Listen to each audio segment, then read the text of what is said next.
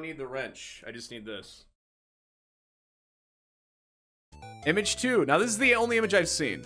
I've seen this image. Image 2. What are we zooming in on? Oh, oh! Stop. Stop. Stop. Why did I scroll? Why did I scroll? Why? Stop. Stop. Bro, I almost threw up. I almost threw up. I'm sorry. Next image. Hold. I don't want to scroll. I don't want to scroll anymore. I don't want. I have to. Chat. I'm actually gagging right now. That is a bag. That is a bag of. That is a bag of bones. That is a bag of bones. That is a bag of bones. Stop. Stop. Stop. Stop. Stop. Stop. Yo, you ever see these images on the internet and you're like, okay, obviously that's staged. No. All right, we're done. We're done. We're done. Upvote. Enjoy. Are you okay? Oh my. That's no pretty way. cool. There's no way. There's no way you did that. Why would you do Go that? fuck yourself. Suck a dick. Suck the fattest dick in known man. Will It Suck featuring Sun versus the biggest dick in fucking existence. Are you fucking me, dude? You are straight fucking me. Will It Fuck? Sun versus Ford. You have fucked me. New fucking series on his channel, bro. Yo. Is it when they hit each other? Oh, Jesus. I'm just gonna pull over, and I'll be safe.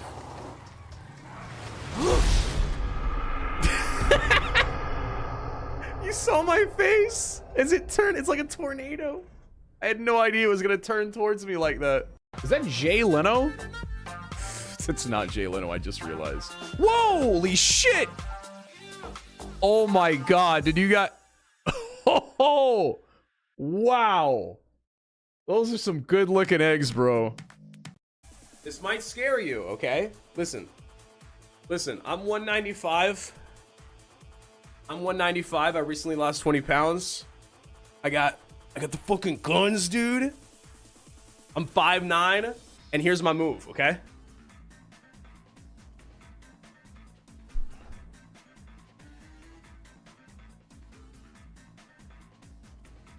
And I got the power of Betty White on my shirt.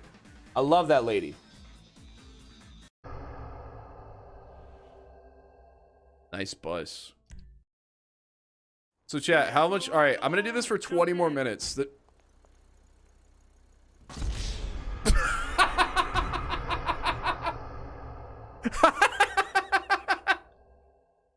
With my siblings, and with $10 in cash in hand in the state of Kansas, I devised a plan. Find anything I can use to destroy Navius. And it wasn't long before $3 spent that I found this.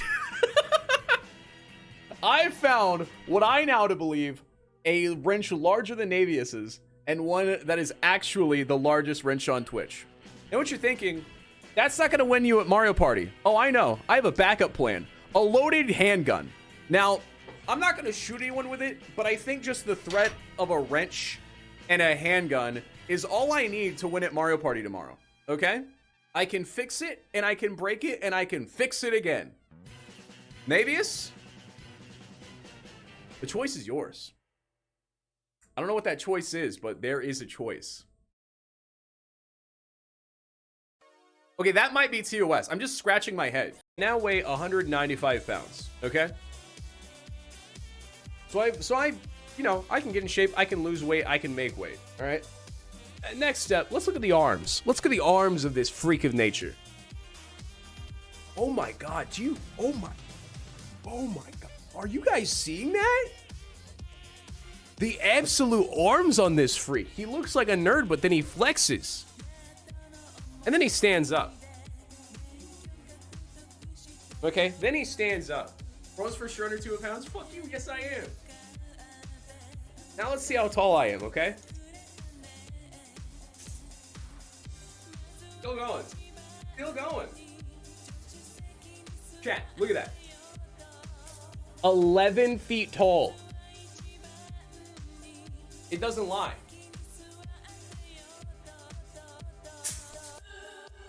Anybody else get scared of the tape measure when it recoils? I'm a listener first, okay? Go ahead. And undershot 15. You what? Undershirt 15. You're short 15, mate? And undershirt. Well, you see, the shirt's tucked in, mate. I'd have to take me belt off. You see. You got a little tears in your shirt. Yeah. What? Wait.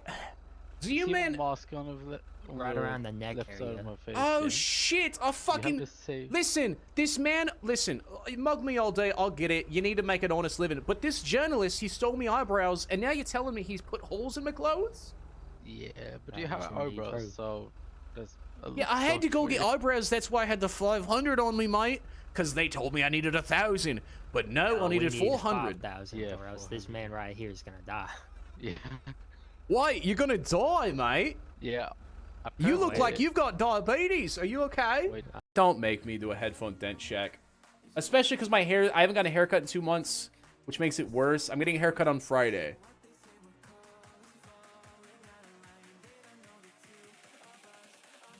Oh, come on!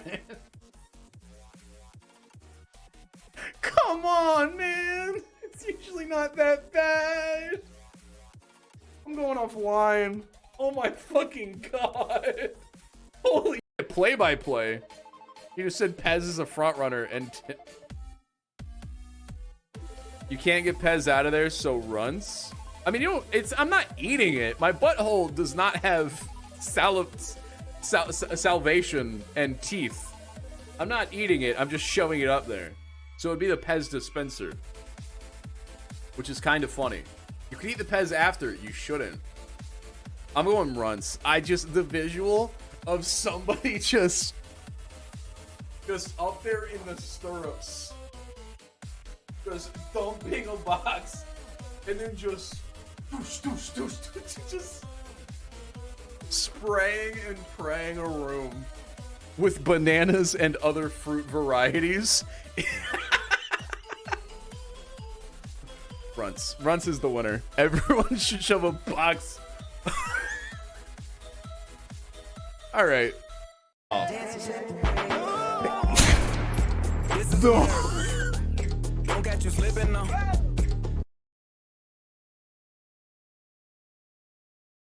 I didn't mean to do that. Dude, yo, oh shit. Oh shit, this is in Texas. It's the fucking... Never mind, it's not in Texas. Clip it. Well, there's nothing unusual. Chad, can you hear me? Chad, can you hear me?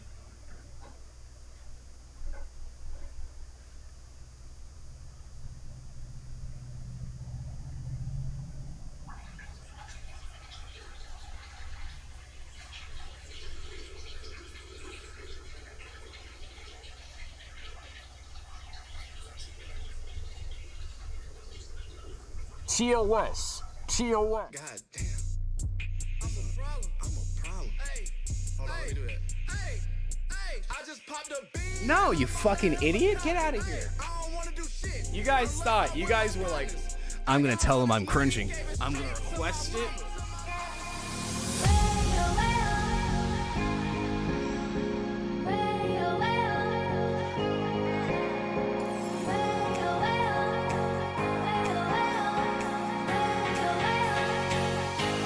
Is this Minecraft? Run! That's how fucking Robin works! No. Oh, why? Like what? Ah! Are you going to kill it? Obviously not!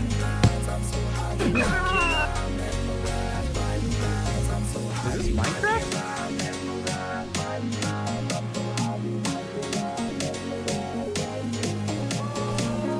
Oh my god, I can't see anything. I didn't take any damage, I'm so good!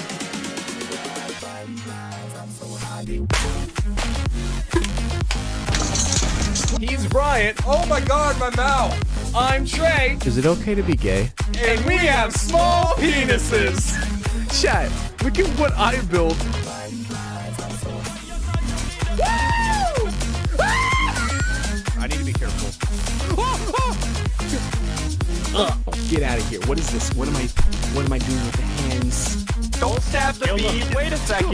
Kill them. my first ever Minecraft episode on my first ever gaming channel, which I hope to, you know, expand and get an audience and maybe one day be able to say, hey, I'm that guy on the internet with 1,000 subscribers and my name is Sunback. Alright, cool. One hot this time. No shit! Alright! Hey, dude. Oh! Oh my god! Oh.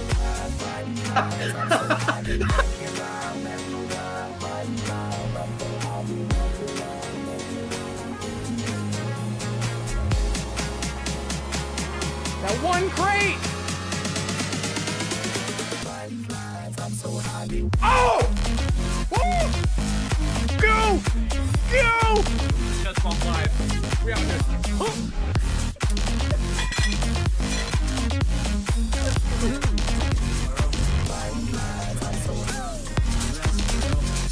Pick one.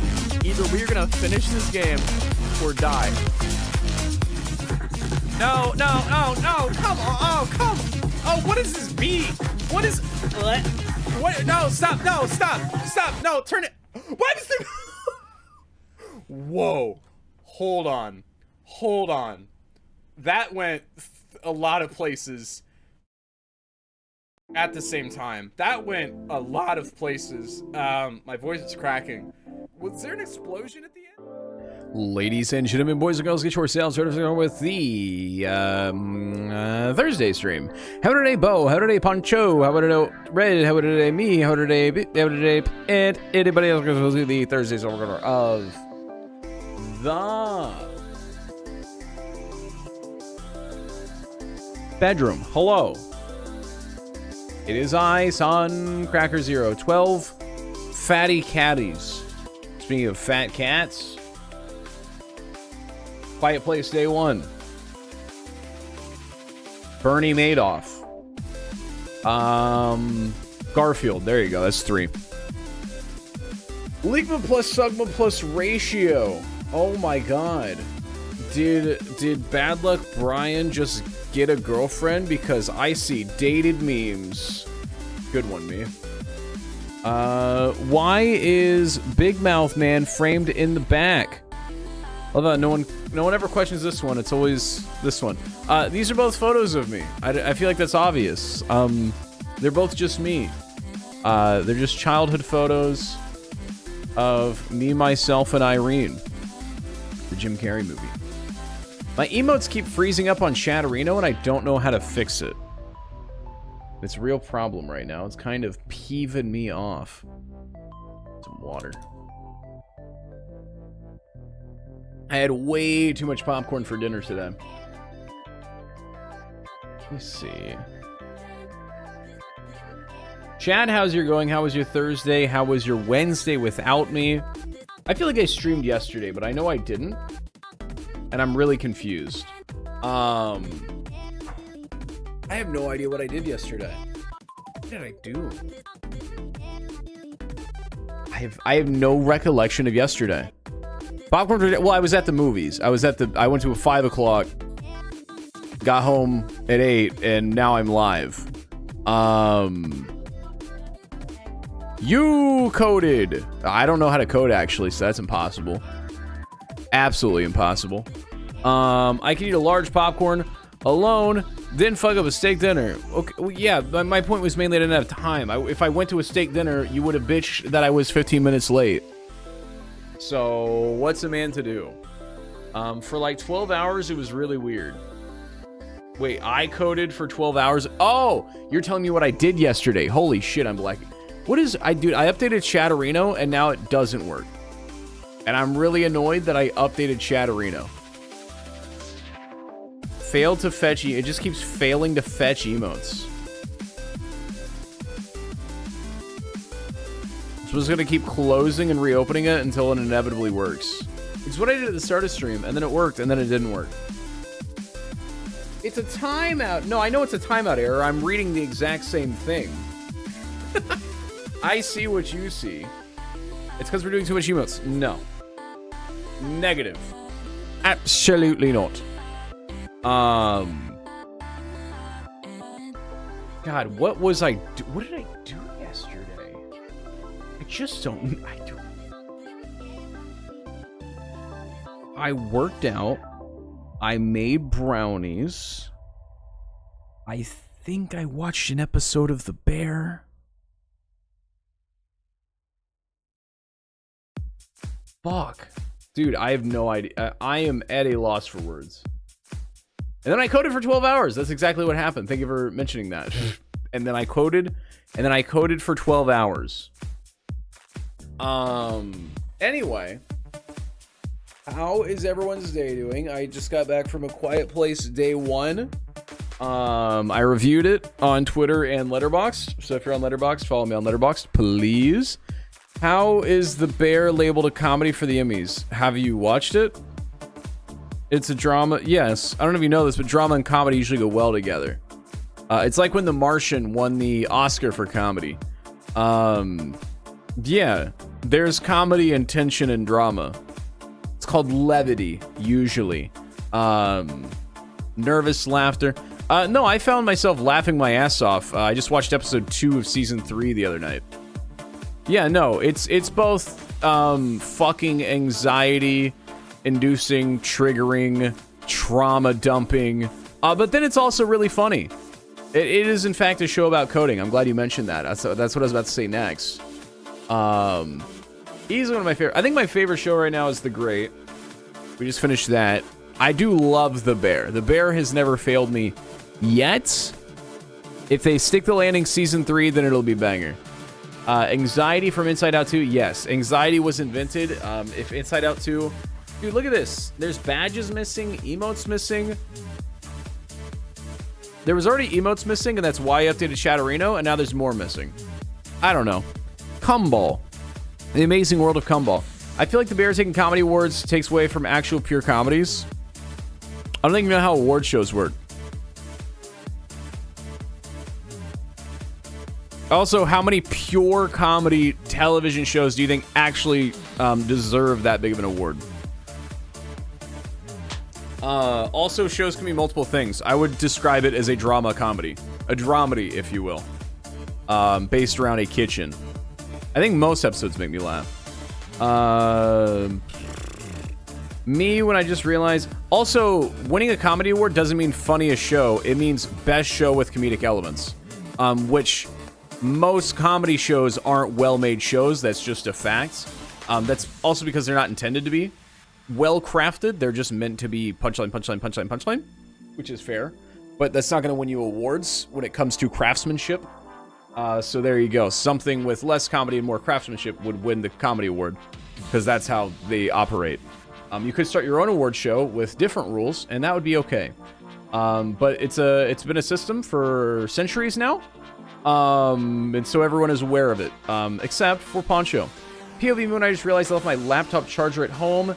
We're already an hour down the road. Yeah, aren't you heading down the Mississippi River down to fucking the bayou?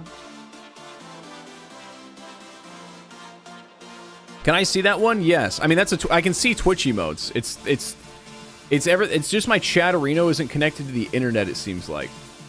Like, it's really slow to load badges and emotes. Obscenely slow. Anyway. Woo! Whoa, I just got lightheaded. You can send messages with watch streaks? I didn't know that. Let me look it up. Because I forget what the rules are. Let me look it up. Hold on. What is it? The Emmys? I don't follow award shows. I think anyone that does is cringe. I use the Oscars to kind of recommend movies that I may have forgotten existed. And that's kind of it. I don't think the last time I watched an award show was probably America's Got Talent back in 2012. We've been posting messages with watch streaks. Well, Chatterino doesn't always show those. And I use Chatterino. Sun didn't code for 12 horsepowers last night. That doesn't make any sense. Emmys time frame to qualify. I think my internet's just being slow, but I'm live. Oh, I think it's my computer, dude. Dude, I Googled and it's... There it goes. Wow, that took a while. Rules. Among the Primetime Emmy Awards, A show must originally air on American television during the eligibility period between June 1st and May 31st. So the cutoff was 2 months ago. And that just kind of blew my mind. No, yeah, it makes me laugh almost every episode. I think that's most drama when it's done well, is it can make you do both. Because it also makes you laugh when you don't want to laugh. Like, it's the contrast that's really important and hard to do. Does your knee hurt? It may be that it's raining. It's not currently raining. No, my calves hurt because I went on a 5-mile fucking workout today. And I about died. I think comedy and drama is like the... yes, literally the invention of theater was founded on comedy and drama being one. Yes, and having one with the other. It's kind of, the thing. Me when I'm the sad mask, but also the happy mask. If people only knew my real mask. But the fact is... Hold on, let me look at... Alright. Do you guys want me to open this? Emmys nominations 2024. Alright, let's... How do I do this? Emmys.com, that makes sense. God, I don't watch most mainline television.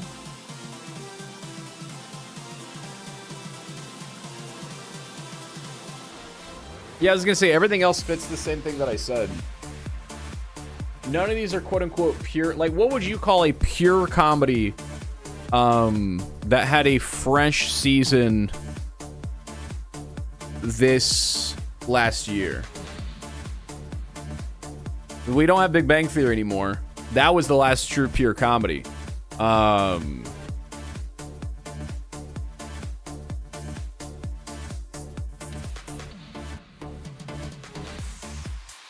But yeah, if you're gonna do comedy and win an award, you need to also be an amazing show. And most pure comedy is not amazing in the same sense.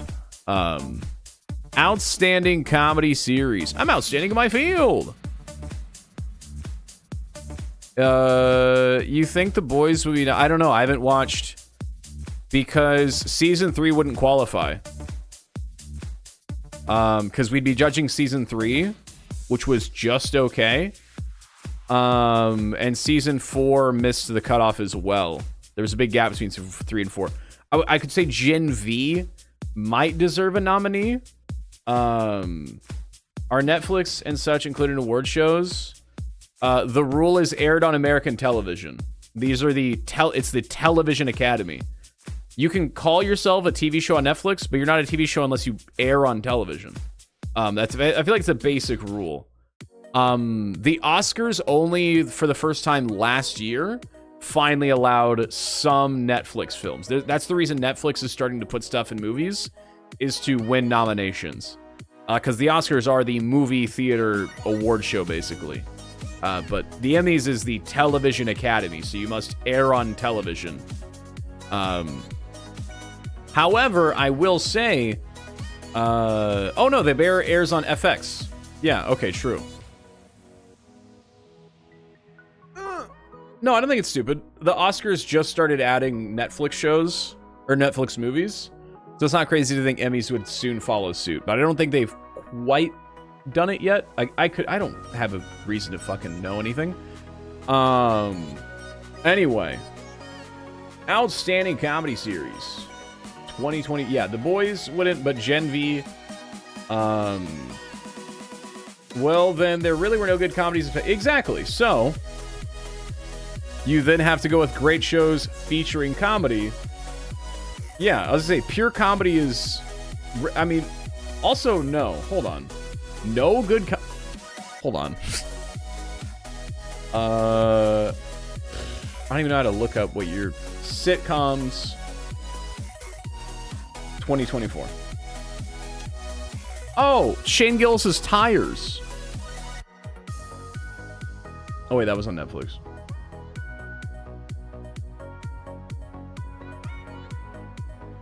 I know I've watched some sick TV shows though. What would I fucking... TV shows currently on the air. There we go. Oh, Family Guy. That's a pure comedy. It had a new season. There you go. Family Guy.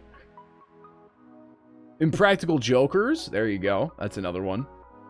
All right. Anyways, as far as comedies on television, What We Do in the Shadows fell off. I was an early adopter of What We Do in the Shadows. I watched season 1 like right when it came out. It's whatever. I also love Reservation Dogs. I kind of fell off of it, unfortunately. Only Murders in the Building looks kind of cringe, so I haven't really checked it out. I do love Curb Your Enthusiasm, but I'm like 20 seasons behind the one they're judging. If I have to go off qualifying season, then it's The Bear, obviously. Or no, this would be season 2. Oh, The Bear clears. Season 2 is the best season of the show. Again, granted, I haven't watched season 3 yet. For sure. Oh, I'm just like reading about them. Oh yeah, this isn't like me voting. Okay, now what? How do I go? Oh, next category. Outstanding lead actor in a comedy series. Didn't the one guy leave Impractical Jokers? I don't know. I've never watched him. Outstanding lead actor. Oh, Jeremy Allen White. Jeremy Allen. Martin Short's in Only Murders in the Building? I didn't know that. I knew Selena Gomez was in it, but I didn't know Martin Short was also in it. Also, who's going to tell Martin he's short? That's fucked up. Yeah, Jeremy Allen White. I don't even have the throbbing boner everyone else does. Matt Berry is great again. However, unfortunately, latest What We Do in the Shadows is bad. Also, What We Do in the Shadows is the closest of these that I would say is to a pure comedy. Same for Reservation Dogs, actually. And Curb Your Enthusiasm. Those three are as close to a pure comedy as you can actually get. But as far as lead actor in a comedy series, Jeremy Allen White, for sure.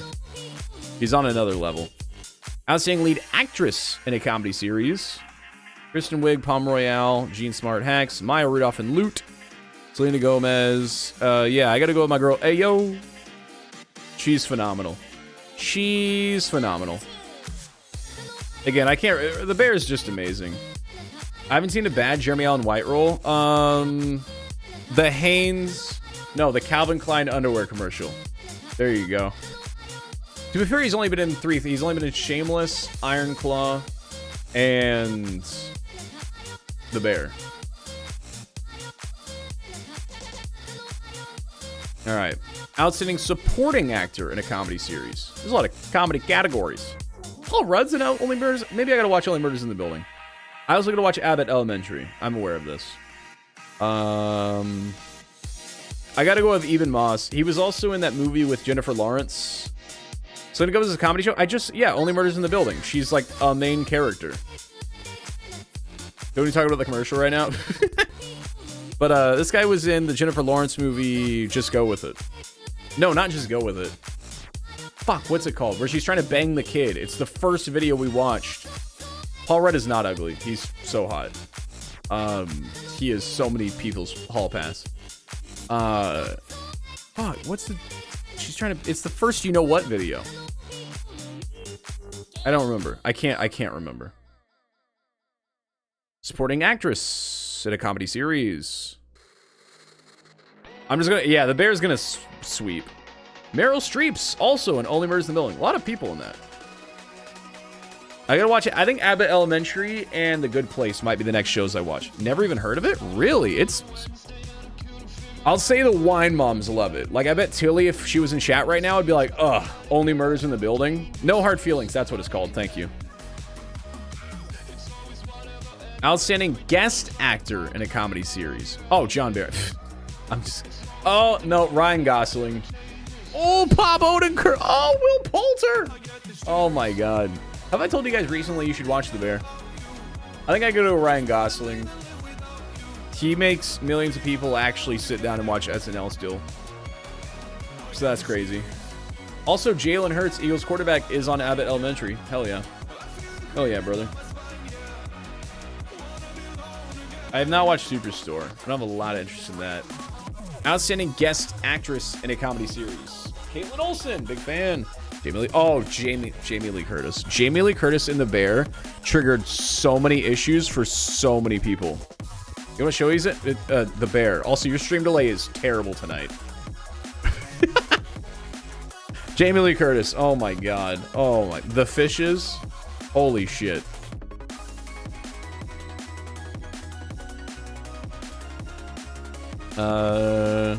Outstanding directing. Oh, dude, 2 different The Bear directors? That's crazy. I believe Christopher, who is actually a cast member and the chef and producer of the show, so I had to go with Christopher. He's amazing. Outstanding writing for... Holy shit, there's so much comedy awards. Girls 5 Eva. That's not a real... The other 2. The Bear. I'm just going to keep voting The Bear. I've watched Handmaid's Tale. Nah, again, that's for the... not me. Outstanding drama. Oh, there's Fallout. Okay, so Fallout is a straight to Prime Video show. So Prime Video's on here.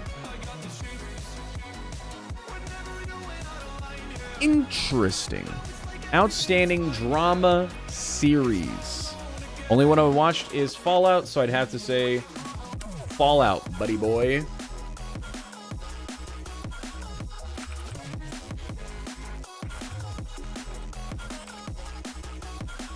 Ooh, The Great barely doesn't qualify. Otherwise, I'd say that. Has 28? Sick. I would not know. I'm never on award TikTok or Twitter or whatever. How would they decide we should nominate? Would they not have to nominate both? No. Because TV shows have a different director for every episode. So it's specifically this episode... its director was nominated, and this multiple episodes of a show can be nominated under the director category because most shows have an overarching producer, but they have a different director for every episode. It's very common. Very, very common. Oh yeah, so Netflix is here, The Crown. That's never been on television? Oh, okay. Well, there you go. So streaming is here. Donald Glover is not hot enough for Mr. and Mrs. Smith. It's just true. Outstanding lead actor in a drama. Walton Goggins, baby. Boy, I don't watch a lot of mainstream television. I just really don't. I just watch Big Mouth all day. Lead actress. What is The Morning Show? I know I got to see Shogun. People gush about it. I definitely got to see Shogun. I'm going to do all these. It's not going to take that long. Because they're like, oh my god. Jennifer Aniston, you know? I'll give it to her. Outstanding supporting actor in a... Gushers. I hate Gushers. Outstanding supporting actor in a drama series. John Hamm. Dude, people are on a lot of things. Is what I'm... There's 3 nominees for The Morning Show. 2 for Shogun. I definitely gotta watch Shogun. Give it to John. No, I like this guy. Jonathan Pryce. He was in Game of Thrones and he was baller shot caller. Alright, I'm gonna go faster. Outstanding supporting actress in a drama series. The Morning Show is a drama? I thought it was just news. I thought The Morning Show was just news. There we go. Outstanding guest actor in a drama series. Wait, he's also a guest actor? This doesn't make any sense. Outstanding guest actress in a drama series. Did not watch Mr. and Mrs. Smith. It had a lot of guest actresses, though. There we go. Outstanding directing for a drama series. Oh, so if I click on it, it tells me which episode. There you go. See? Crimson Sky. Oh, so I should go back to The Bear and see which was directed, because one of them's got to be The Fishes. Then we are in a drought. Yeah. I mean, yes, I would agree. I'm pretty sure The Morning Show is just the news. Is it a drama?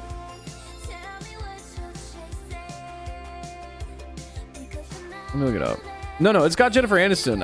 I follow her on Instagram, and she Insta posts about it all the time. The Morning Show.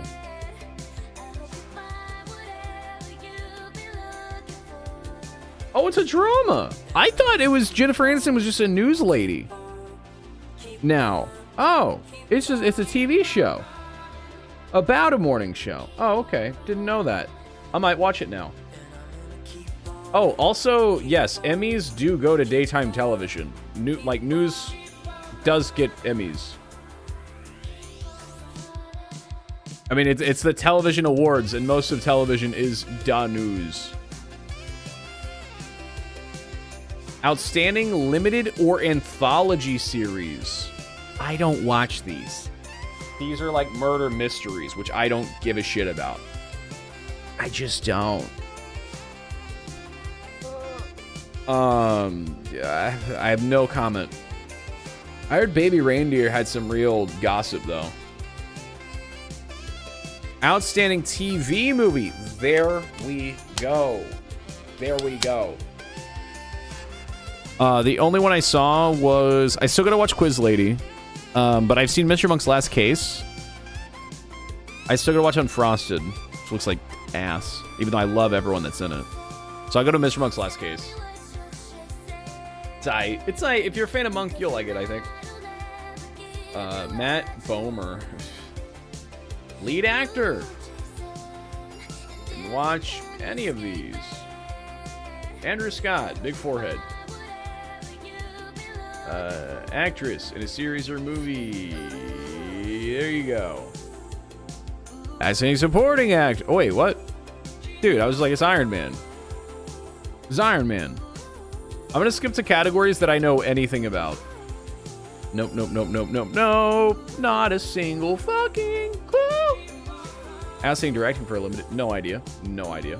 Haven't even heard of most of it. Oh, I forgot there was a new season of Black Mirror. I still gotta watch it. Big fan of Black Mirror. Highly recommend. I'd probably vote for Black Mirror for writing for a limited or anthology. Outstanding host for a reality. Or, where's Daniel Tosh? Jeff Probst, baby. I'd probably give it to Jeff Probst. He's so hands-on. Like, he's not just a host. I'd probably give it to Daniel Tosh. The entire cast of Shark Tank, are they really hosts?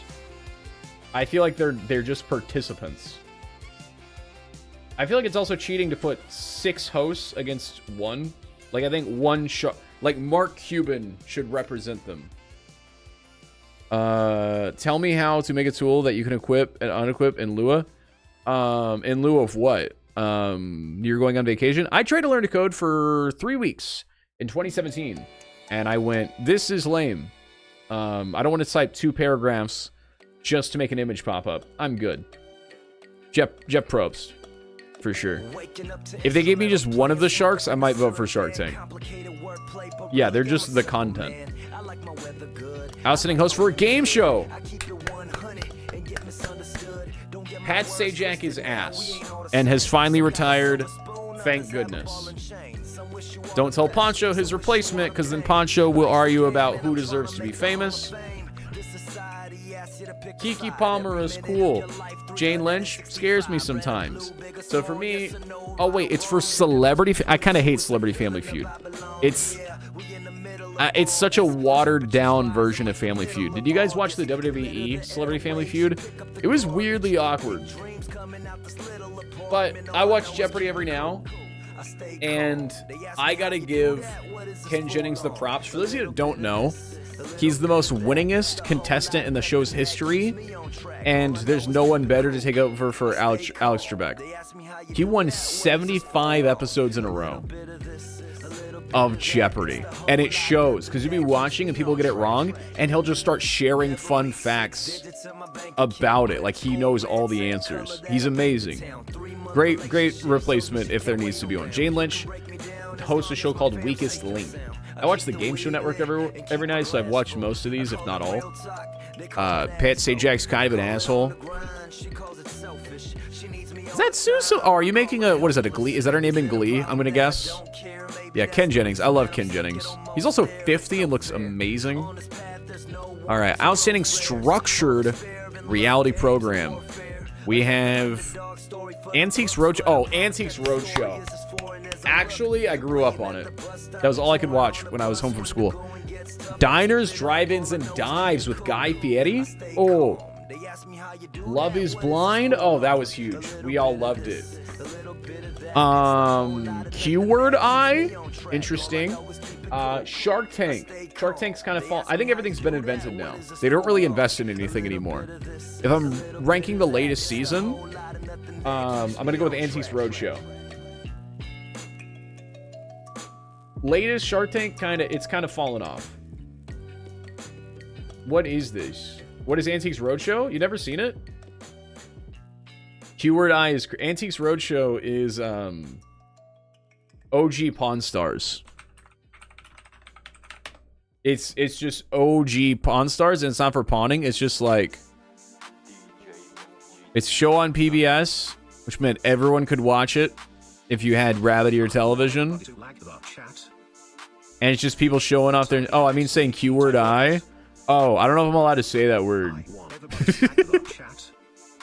I don't want you to Gen Z me, bruh. Outstanding unstructured reality program. This is the time of our life. Triple D wasn't on the 4 channels that Rabbit Ears granted when I was a kid.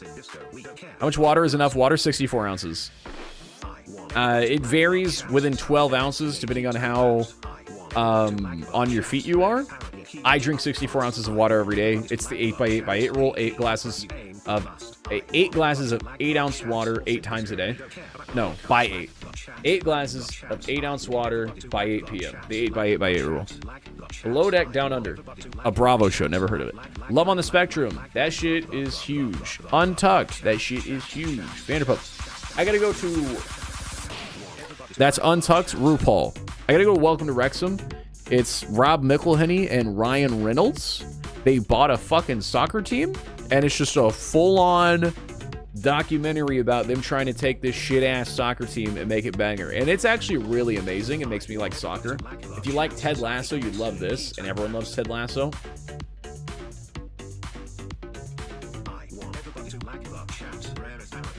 Outstanding Reality Competition Program 2024. Wait, how's the latest season of Survivor not on here? I heard it was like the best season in like a decade. The Amazing Race, that shit hasn't been good for like 20 years. Isn't Welcome to Wrexham also streaming service only? Yeah. Where have you... What is your delay? We already established there was Netflix shows on here. Straight to Prime Video shows on here. Yes, there is straight... We've already... That was an hour ago. We established that. Why does this look like the Pornhub logo? Is that intentional? Guys, I'm down bad. Pornhub was banned in my state. I don't know what to do. The Traders... the voice is bad. I'd probably give it to RuPaul's Drag Race. They made good Survivor in a decade. Right, I guess, but has this season of Amazing Race been that good? Outstanding game show. Password is shit. It's the new, like, Jimmy Fallon show. Celebrity Family... Okay, why is it not just Family Feud? Family Feud is the superior show. Jeopardy. Price is Right. There's not... They have, like, men models now and not just women models. And it's like, ooh. I don't want to see Grant the car salesman show off the new Mercedes. I want to see Stacy the swimsuit model. Damn, liberals have ruined my Price is Right. There's like dudes in business suits now. It's an amazing show. I still watch it every night. Wheel of Fortune clears. Again, if there was a better host than Pat Sajak, Jeopardy is the best all-around show, as well as with consistency. Bring back Whose Line Is It Anyways? Maybe. Who Runs Fire being admitted for The Voice was a choice. Yes. I don't think any season of The Voice beats any season of Survivor. For sure. I love Jeopardy. It was such a whim. I think I'm going to watch it every night until the day I die now. I think that's the kind of person I'm going to be. Outstanding. I love playing Wheel of Fortune, but that's the game in spite of the actual show. I've always complained that the winnings for Wheel of Fortune are incredibly cheap compared to every other game show. And it's the biggest game show. They could pay the most, but they're cheap about it. And Pat Sajak's just kind of an asshole. Outstanding directing for a reality program. I'll go Welcome to Wrexham for sure. Outstanding short form comedy, drama, or short form series. The Eric Andre Show. Overtime with Bill Maher. Fuck you, Bill Maher. Oh, there's the building. One killer question. I got a carpool karaoke. I don't know what happened or why people hate carpool karaoke. I think it's so nice. I think it's so nice and cozy. It's a bubblegum popcorn. Yum, yum, yum, yum, yum. I think it's just people's hate boner for James Corden. which also I think is a little overblown, a little bit. What's a short form series? Like, there's no story. It's just like a fun little quick snack. There's no, like, Carpool Karaoke is just like a 5-minute quick YouTube video every few weeks. The Eric Andre show is just Eric Andre occasionally. See, I used to watch James Corden, and I was like, just because I used to watch all the late night shows, again, back when there was 4 channels, and I still loved television, I would just watch Jay Leno, Jimmy Kimmel, Conan O'Brien, Craig Ferguson, and then James Corden. Yeah, I'm kind of indifferent to him. Nobody likes James Corden. I don't think that's true. I'm indifferent to him. But best of these, I'd probably vote Carpool Karaoke. The Eric Andre show isn't for me. Chat knows this. It's unfortunate. What's wrong with James Corden? He's interacted with fans and kind of been a dick to them, but I don't care. Good. People, I don't give a shit. Why would, I don't care. I don't know the guy.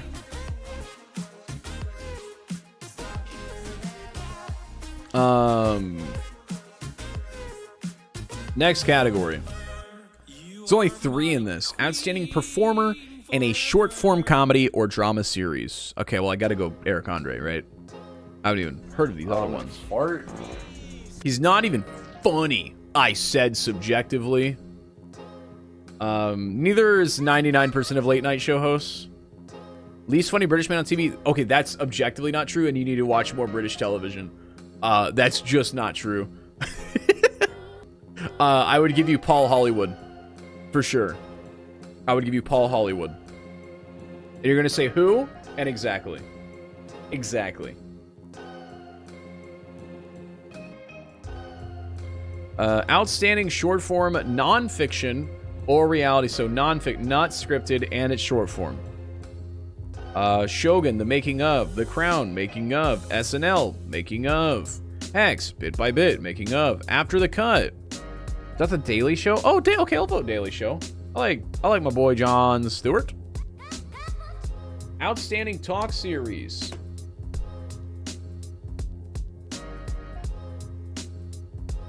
My arm red. Do you guys see that? Stephen Colbert kind of fell off. Seth Meyers, I preferred him on the Weekend Report. I don't like his late night show. It's also on 2 in the morning. I gotta go Daily Show, and I don't have a strong boner for it like everyone else. Does anyone ever actually watch the making of shows? Yes, we exist. Ethan does. I do. Yeah. Yeah. You would watch a making of Survivor, would you not? It's just whatever show you love. If they make a making, like I watch making of Game of Thrones a ton. I love Jon Stewart. Trevor Noah's under it. I think he got too much hate, and I love Trevor Noah as a comedian. I think he's a good host. I just don't think The Daily Show was the right fit for him. I don't think the goals of The Daily Show fit with Trevor Noah's style. So there's some friction. There's a lot of people that just hated him, and like, which I thought was unwarranted. I just didn't think it was a great fit, personally. Outstanding scripted variety series. There's 2. And I'm going to the last week tonight with John Oliver. I watch it every week. It's like interviews and shot and not. I don't watch these. I watch YouTubers sum them up. So get owned. Get owned. All right. But yeah, last week tonight for sure. Outstanding variety special live. The Oscars. The greatest roast of all time, Tom Brady. The Apple Music Super Bowl halftime show. The 76th annual Tony Awards. The 66th annual Grammy Awards. Am I a furry? No, but I get it. I've said that before. I get it, but I'm not. I thought last week night was a regular late night show. No, you should, if you only watch the YouTube shorts they put out for free and not the full HBO show, then sure. But yes, it is for all intents and purposes, a variety show. They have skits. They do musicals to make fun of oil companies. Lots of very unique pieces. that make them not just a late night show, especially because they just go up on HBO. They're not, and they don't interview celebrities. Like, that's what a late night show is. They interview celebrities, talk about, you know, the latest news. John Oliver covers, like, he'll just be like, tonight, for an hour, we're going to talk about why bees went extinct in 1804. You know what I mean? Chat, I'm between the halftime show and the roast of Tom Brady. Who was the halftime show again? Wasn't it Usher? It was pretty good. But I'd have to go with the roast of Tom Brady. That was pretty baller. If not for Tony Hinchcliffe. Can I go? Can I go? Can I go? The Dick Van D word, 98 Years of Magic. Wow. Outstanding variety special. Okay, so these are like comedy specials. I don't think it clears. It's definitely one of the weaker roasts. I think the best roast that's been done was the one for Justin Bieber, all around. Pat McAfee show would not be a variety special. This is like comedy specials, the category. Billy Joel, dude, he's alive. I gotta go Nikki Glazer, someday he'll die. Again, for being amazing at the Tom Brady roast, and her special was good. Hi, Trevor Noah. Good to see you as well. Outstanding directing for a variety series. Daily Show. Outstanding directing for a variety special. That's right, chat. Comedy specials have directors, cinematographers, and producers. Eeny, meeny, miny, mo. I don't care. I don't know what you qualify the family show as, but it should be nominated for. I think there is a whole category for sports entertainment and sports informational. It's definitely coming up. There's definitely sports categories. Yeah, Emmys has a fuck ton of categories. All right, outstanding writing for Mike Birbiglia, Old Man of the Pool, made me cry. He's one of my favorite comedians of all time. But he also does lesson comedy. This guy sucks. I get recommended his special all the time, and just his trailer makes me hate him. Awful. But I gotta give it Mike Birbiglia, Old Man in the Pool. Outstanding animated program. Simpsons fell off. X-Men 90. Oh, new season of Bob's Burgers. Shows that are animated with yellow and red text are always good. I'd probably go Bob's Burgers, then X-Men 97. So I'm going to go Bob Boogers. Outstanding production design for a narrative contemporary program. A fellow. I don't care. We're going to skip that. That's a boring category. Outstanding production design for a narrative, period, or fantasy program. Oh, that'd be Fallout. Outstanding production design. So we're just going through production design. The Bear. Again, I hate to just be picking my favorite show, but just legitimately, The Bear. I also need to watch X-Men 97. Me and fiance have to watch 3 more X-Men projects, and the Marvels, and What If Season 2 before the new Deadpool movie. X-Men 97 is on Disney+. Oh, Pat's stand-up special. I think X-Men 97. Outstanding production design for a reality series. Who has the best production design? RuPaul's Drag Race? Probably SNL. It's one of the good things they actually do. Every week, making a full set of new props and sets is huge. Outstanding production design for a variety special.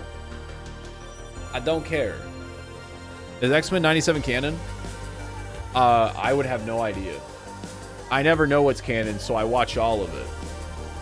Especially because Deadpool is self-aware and jokes about all the projects, so if I want to get all the jokes, I have to watch everything. Outstanding casting for a comedy series. Ooh. The Bear.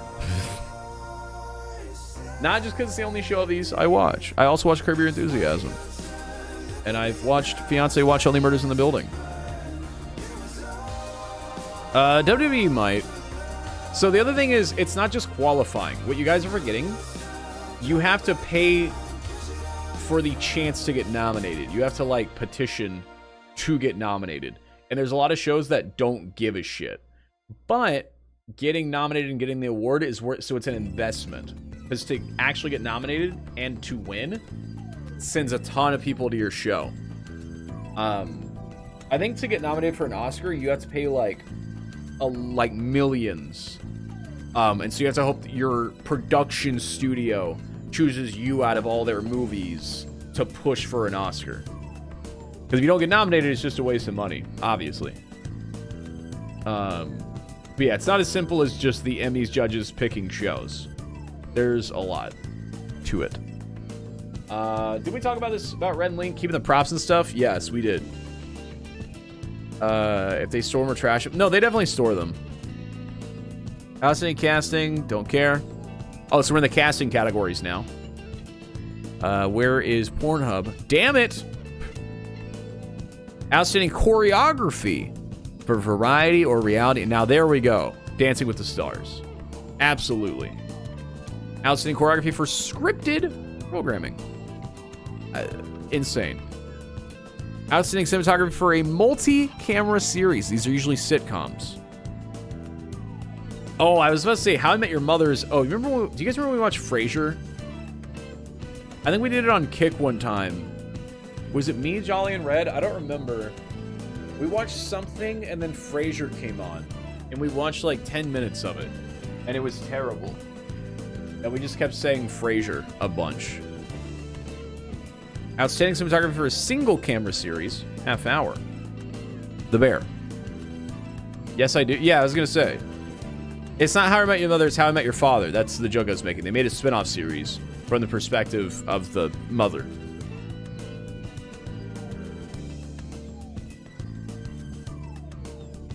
Was it after WWE? Oh, because we used to watch WWE on a different site, and it auto-played an episode of Frasier. That's what it was. You're right. Outstanding cinematography for a non-fiction program. Oh, dude, Planet Earth 3. Planet Earth 2, Electric Boogaloo. I love Planet Earth. I have all of them on DVD. Oh my god, Planet Earth 3. Oh, I like Apple TV Plus's Prehistoric Planet and Prehistoric Planet 2. That shit's phenomenal and everyone should watch it. Why does everyone love Raymond but hate Robert? That's me. Robert he sounds like a piece of shit. Raymond! He sounds like a monster every time he talks. He is funnier on Seinfeld. Oh, dude, there's Survivor 46. Finally, Jesus. Outstanding cinematography. I gotta welcome the Wrexham. It's actually shot with cinematography in mind. These are not. Cinematography.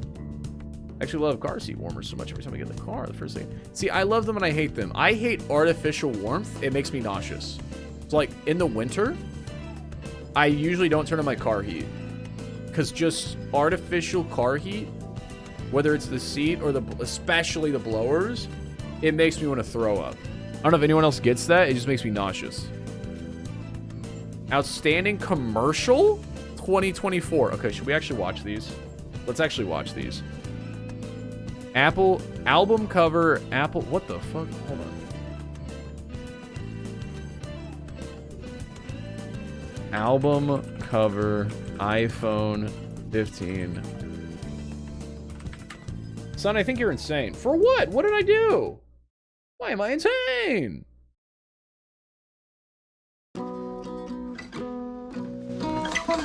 Oh, wait. Wasn't this a TikTok meme? Where it's like anything's an album cover? That's cool. What is it? What's the cover? The album cover? Yeah. It's good, right? No, I don't literally throw up. Yeah, I know. But, like, it makes me uncomfortable and nauseous. I love you. That doesn't be natural. I'd just rather have cool blowing air. Or, like, I just want air to be moving. Because it also makes you stuffy. It makes you claustrophobic. Because hot air expands and you're in this enclosed space. Like, when you're in a house, there's plenty of room for it. But if I'm just in a... and it's just blowing... ugh. Gross. I love that. Oh, good. Maybe just, if I can get one tiny little note. Please. Maybe. Okay. Oh. Mm-hmm. Okay. I just feel like I see you more when I see you less. It's this is nominated for one of the best commercials. You know? This goes on So for 2 minutes. Who mysterious. are these people? Okay, this is not winning.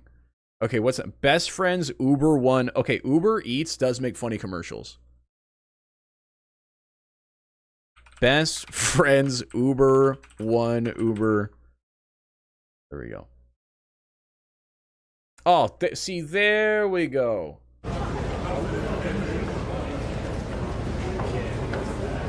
Hey, Robert. Do you mind? Yeah.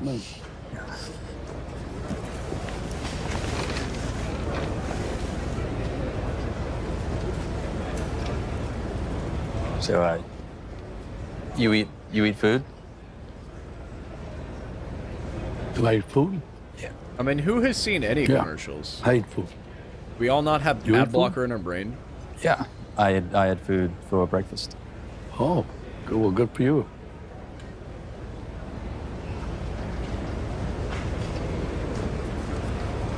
Do you go places? Do I go places? Yeah. Places. Yeah, I go places. You go places? I love places. I went to this place just now. Which place is that? Here? Yeah. I was there, and then now I'm here. You were there and you came here. Wow. Look at that. We both eat food and we both go places. And that's when I knew I was going to be best friends with Robert De Niro. This isn't terrible. Did you say something? No. I showed him Uber One, a membership to save on our two favorite things, eating food and going places. Cool. Which he thought was very cool. And then we did those things. Boring. You don't like it? No, it's not you. Really? A lot of people don't realize that I started out as a magician. No, really? Mm-hmm. Magician? Okay. What? No, it's gonna pull a quarter out of your ear. Oh. It's too late. Sorry. Sorry.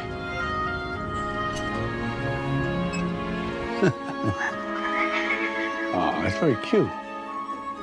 Cup holder. Nope. Car. Nope. What is that? Wow. This What is is that? cute. It's my serving ritual.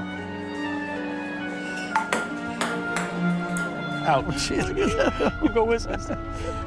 We can be cats. Dude, I mean, not really. best friends right before But our why would you eyes. want to be a cat? You're a human.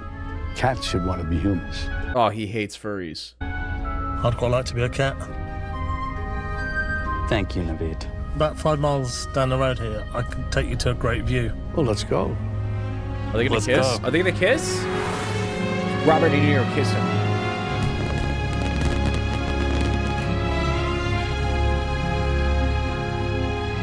Uber One, a membership for people who eat food and go places.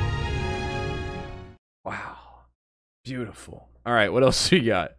Fuzzy. No, I'm going to skip the Apple one. Sandy Hook. Hold on.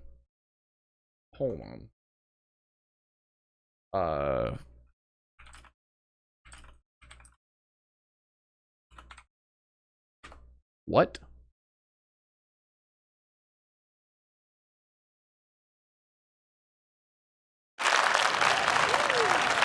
How is this? So, first day of school, last day of your life.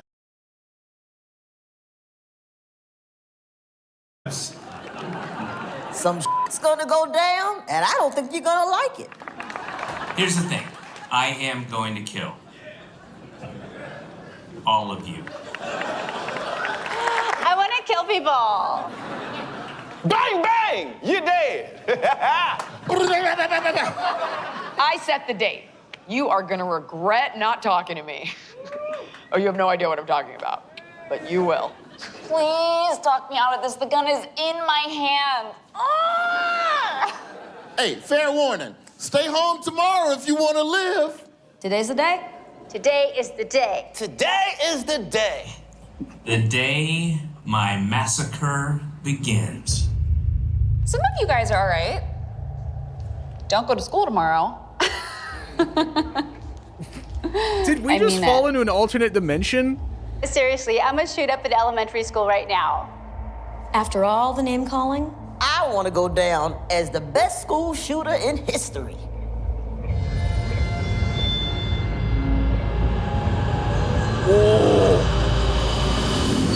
I'm going to shoot up an elementary school right now. I want to kill people. Dude, okay, chills. That wins, right? You guys are all right. Don't go to school tomorrow. I set the date. You are gonna regret not talking to me. Some shit's gonna go down, and I don't think you're gonna like it. That's cinema, dude. So, first day of school, last day of your lives.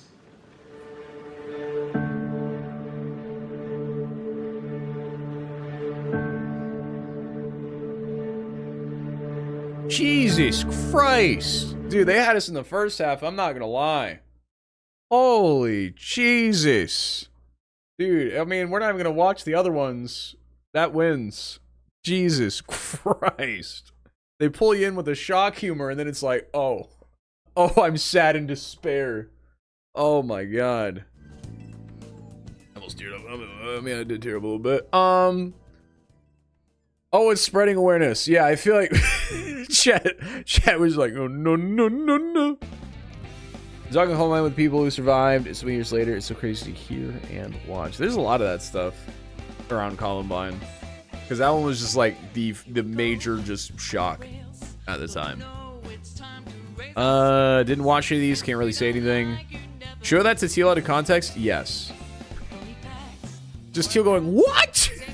What? Oh, I mean, he's sick right now, so not exactly. Waiting for a category I've actually can say something about. Oh, I've seen all 5 of these. Outstanding fantasy sci-fi costumes.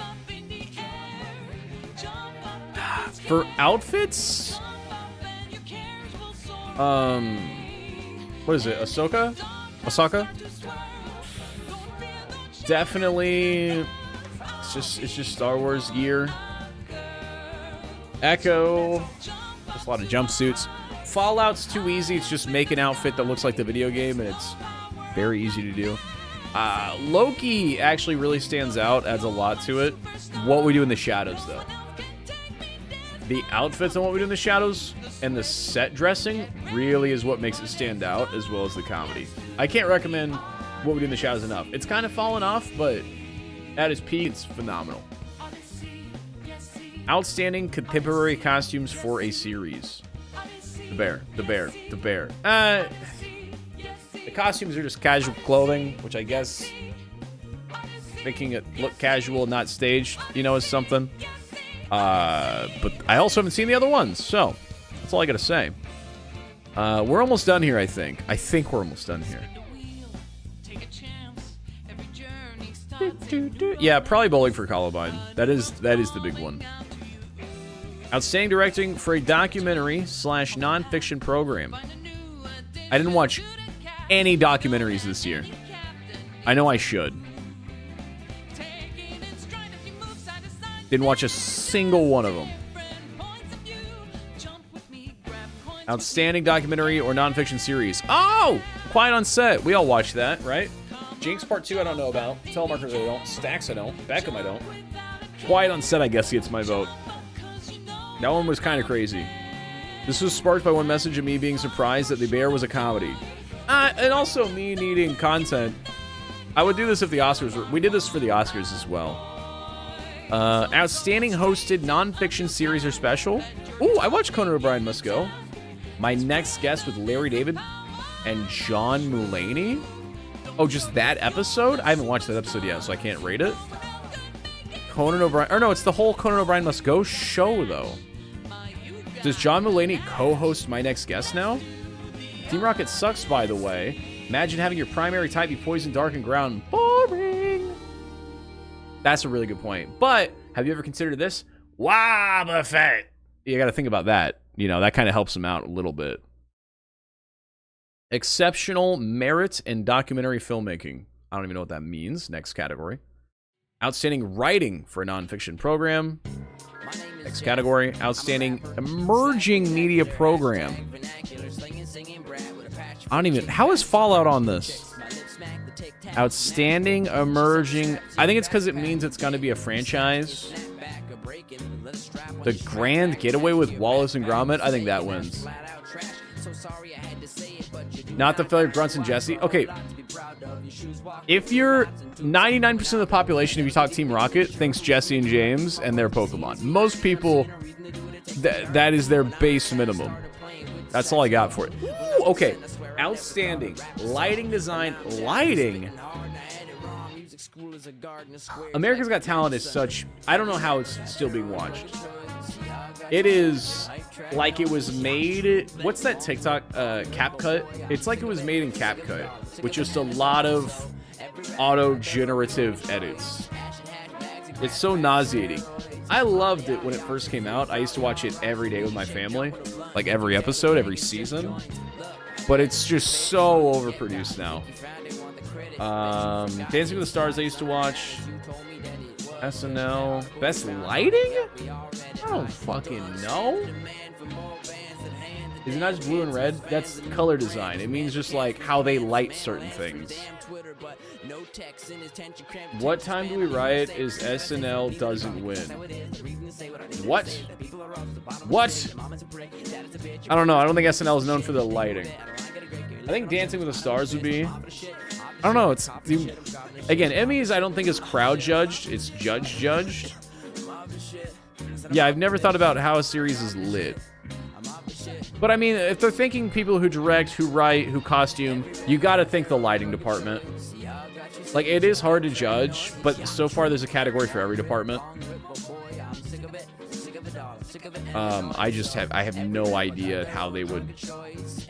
Movies, you can judge the lighting. Like the lighting of Whiplash, 10 out of 10. That's a rare example. Outstanding technical direction and camera work. Fuck. These are all static shows. There's no camera work. Late show with... You just point at a desk. You point at the set. You point at the desk. You point at the floor. You point at the stage. None of these stand out for camera work. Technical direction and camera work, blah, blah, blah, blah, blah. Outstanding contemporary hairstyling. There we go. I'm going to go Abbott Elementary. I've seen it. I've not seen the show, but I can at least, I'm aware of the hair and the characters. I'm going to go Abbott Elementary. And not the bear. Hairstyling for the bear? I guess Jeremy Allen White. But I think that's just him. He just naturally has that hair.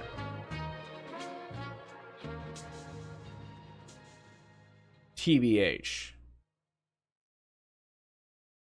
I don't think it's giving every kid a trophy to have a category, or to have too many categories. I think it's better than having too few. Outstanding period or fantasy sci-fi? My issue is that it's 6 shows that have most of the categories. If you're going to have a lot of categories, the point should be to have lots of nominees spread across those many categories. Outstanding period or fantasy sci-fi hairstyling? Again, probably Star Wars. There's some bonkers hair, for sure. Setting hairstyling. Yeah, do these have hairstyling? I have no idea. Outstanding contemporary makeup. Non-prosthetic makeup. Probably the bear. Probably the bear. Again, I don't watch a lot of daytime television is what I'm learning today. If it was Big Mouth up here, I'd actually know what I was voting for. Non-prosthetic. Fallout would win for prosthetic makeup. What is right here? That's the first time I saw that one. I would not know. There's like 1,000 channels. I would have no idea. It's here again. Okay, let's look. Oklahoma. It's on HBO Max. It's an HBO Max. If you don't have an HBO Max subscription, you would not know. So the award is for Tyler Lila Devlin and Caled Sebastian Oda. Prosthetic makeup. Fallout. Fallout. Everyone clap. Everyone clap. You remember that sound effects makeup? You mean VFX, not sound effects. Unless you mean SFX special effects. When I see SFX, I think sound effects. But I think you mean special effects. Opinions on Salazzle. You mean salami, but being said cool. Yeah, I would say Fallout over Ahsoka, because I think they do more CGI than actual prosthetic makeup. But Walton Goggins, his makeup is sick. Outstanding main title design. Ooh, intro sequence? Shogun. 100% Shogun, baby. Outstanding music composition. I haven't watched any of these. I know people love these. Mr. and Mrs. Smith with Childish Gambino. Only Birds in the Building with Steve Martin and Martin Short. Steve Martin Short. Huh. Has anyone ever realized those are the same name? Shogun, The Crown. I'm more of a movie guy than a TV show guy. I do watch a lot of TV, but it's hard to get a big quantity of different shows than it is movies. Right now I'm watching 5 movies a week, where I'm watching 1 show every 2 months. They remade Mr. and Mrs. Where have you been? Yeah, with Donald Glover. The primary complaint is he's not that hot. Like the Angelina Jolie movie? Yeah. It's a TV show. It's a TV show. They made a TV show version with Childish Gambino / Donald Glover. I forget who the lady is because I didn't watch it. Outstanding music composition. Oh, Planet Earth 3. I love Planet Earth's music is amazing. Outstanding music direction. Saturday Night Live. It's actually crazy. Outstanding original main title theme music. Was Last of Us really that long ago? I would say Last of Us. House of the Dragon? Oh, House of the Dragon. I really gotta watch Shogun and Masters of the Air, though. Outstanding original music and lyrics. Saturday Night Live. Oh, we're in all the music categories now. Saying music supervision. No idea. Character voiceover. Ooh, okay. Big Mouth! Oh, wait. Maya Rudolph is legitimately the best voice on Big Mouth. Oh, Alex Borstein as Lois on Family Guy. Oh, Hank Azaria. Wait, that's cheating. Hank Azaria shouldn't be nominated. Hank Azaria? I've actually watched all these. Okay, voiceovers I know. I watch all the animated television, is what I'm learning. Hank Azaria, for those of you that don't know, voices over 200 of the Simpsons characters. It's actually crazy. Alex Borstein voices Lois on Family Guy and a few other characters. Sterling K. Brown on Invincible. I wonder if he's season 2, and I haven't watched season 2. I don't know who he voices. Maya Rudolph voices the female hormone monster and does an amazing job. Me and my brothers quote her all the time. Hannah Waddingham from Ted Lasso is a goddess in Crepopolis, which is actually kind of a funny show. But I'd probably go Maya Rudolph for Big Mouth. It's actually really good voice work. But Hank Azaria, technically.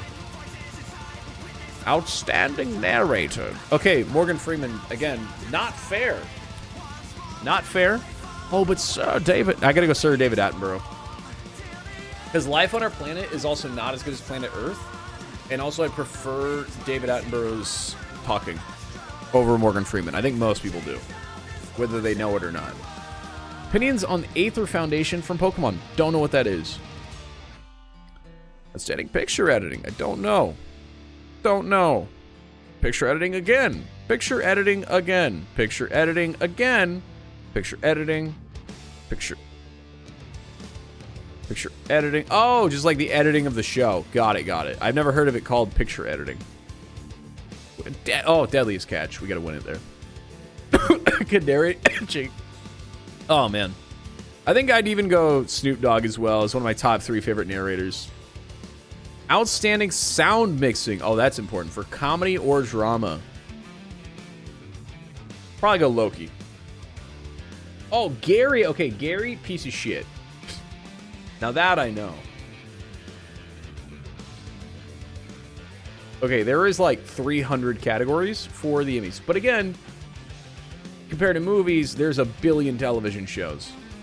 Aesthetic sound mixing for a comedy or drama. Oh, that's the Bear. That's a category the Bear needs to win. They thrive there. Ooh, we still haven't gotten to sports. Oh my god. I think we're going to drop this soon if I don't get to sports. Sound editing. Sound editing. Sound editing. Sound. Hold on. Sound editing for an. No. Ooh, okay. Special VFX. There we go. Loki. I didn't even like the show that much because we're judging season 2 because it's the 2024. Loki special effects are amazing. And the nuke effects in Fallout are kind of underwhelming and could have been done better. I gotta go Loki. I forgot Blue Tuck has 3 names. The names are Blue, Green, and Gary. Why is that? Outstanding special effects in a single episode. I haven't seen any of those. Stunt coordination. Did anyone in chat watch Twisted Metal? I used to play the video game all the time growing up, and when they announced the show, I creamed. But then it got put on Peacock, and I never watched it. But I hope it was good. Coordination and stunts. Oh, Poncho's gonna cream when he sees The Rookie in 9 minutes. My dad worked on it, but I didn't watch it. You heard it was good? Yeah, it's just... There's like, I think Paramount Plus and Peacock are the only two where I just, if it's only on that, I'm never going to watch it. I'll watch so many things. What else get a Taco Bell before the stream? Get me all hot and bothered. Man, I wish I had some Taco Bell. Chat, ignore that. What up, Standby? Hope you're doing good today. Just wrap it up. Checking out the Emmys nominees. And then I'm going to have AIDS. Stunt performance. Oh, that's it. Dude, there's no sports categories? That's a little weird. Life isn't quite what I thought I'd be when I was a kid on VOIP. I thought when I get older, I'd marry her. I told her. Now I'm 26. No sports category. There's no sports programming? Why is there no sports category? Emmys. Was meaning to watch Mr. and Mrs. Smith.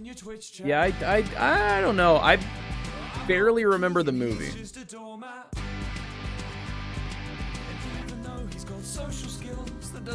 Oh wait, they do. Oh, they have a separate one called the Sports Emmys. Because it would be like 3 times the length that they also added sports. There's a separate Sports Emmys. I see now. Yeah, I'll say it's just a TV show. It's not exactly just a full movie remake. Kind of overlooked. It would go in the Sports Emmys. It would go in the Sports Emmys. When do they do the Sports Emmys? I would not know. Let's see. Inside the NFL, NBA, Monday Night Football, Sunday night. It's a lot of football, Speed World, NASCAR, Sports Center. Bob Costas. That makes sense.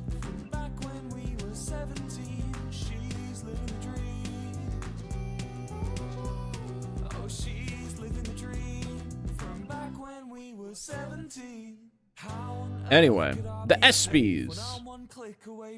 Y'all think WCW will get an Emmy? God, I hope not. The ESPYs is its own thing. Well, bless you. There goes Cargo fast and left. Listen, we got to stop shitting on NASCAR and just shit on baseball and golf. NASCAR does not deserve,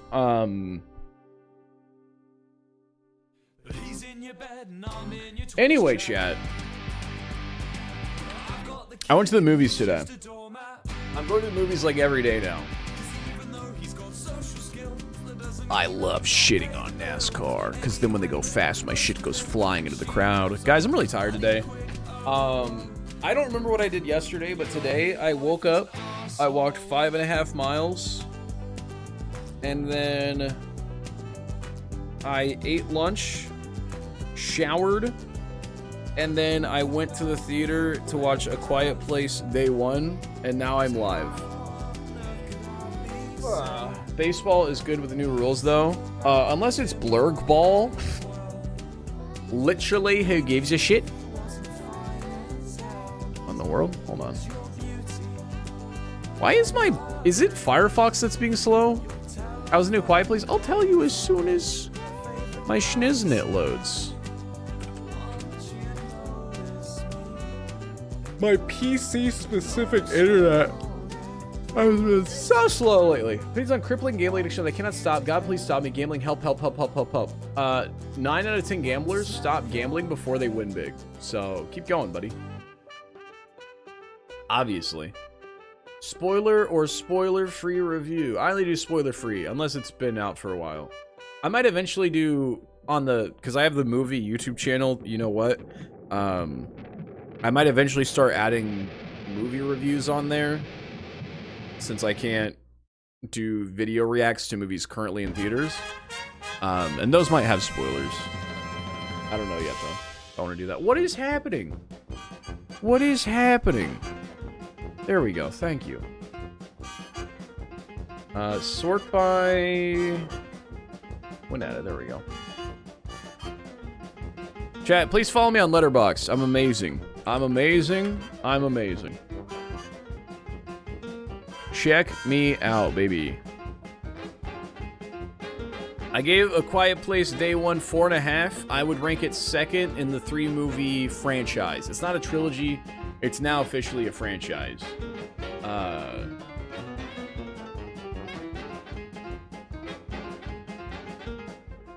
Son, you should do 2, maybe 3-minute raps and recap movies. That'd be really new and original idea, probably. I think Son is addicted to movies. Yes. Not really addicted, it's just my main... I found a way to take something I vaguely enjoy and be able to do it more by turning it into content. But yeah, I would go A Quiet Place 1, then A Quiet Place Day 1, then A Quiet Place Part 2. So if you liked A Quiet Place Part 2, I think you'll really like Day 1. I think the biggest problem people will have with it, and the reason I didn't love it, was the marketing. They pulled a Planet of the Apes, War for the Planet of the Apes, where they kind of mismarketed it.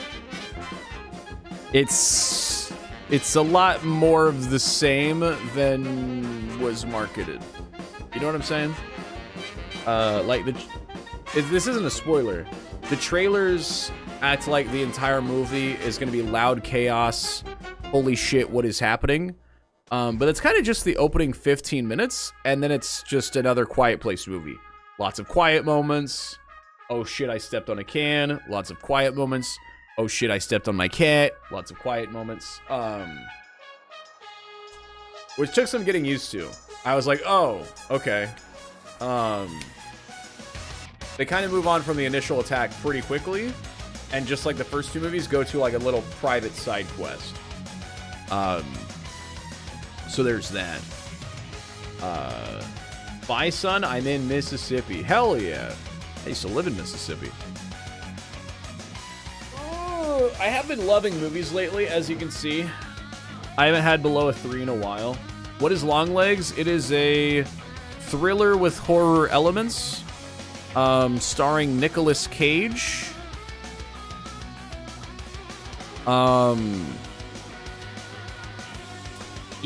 So here's what I can say. I will give most horror and goblins and ghoul movies a very low rating. It's my least favorite genre. I love thrillers. I hate horror. The thin line I walk. But my brother Ethan has a huge boner for horror, and will rank them way higher than any other movie. Whether like every Scream movie, he has above a 4.5, which is crazy because there's 12 of them, and some of them are garbage.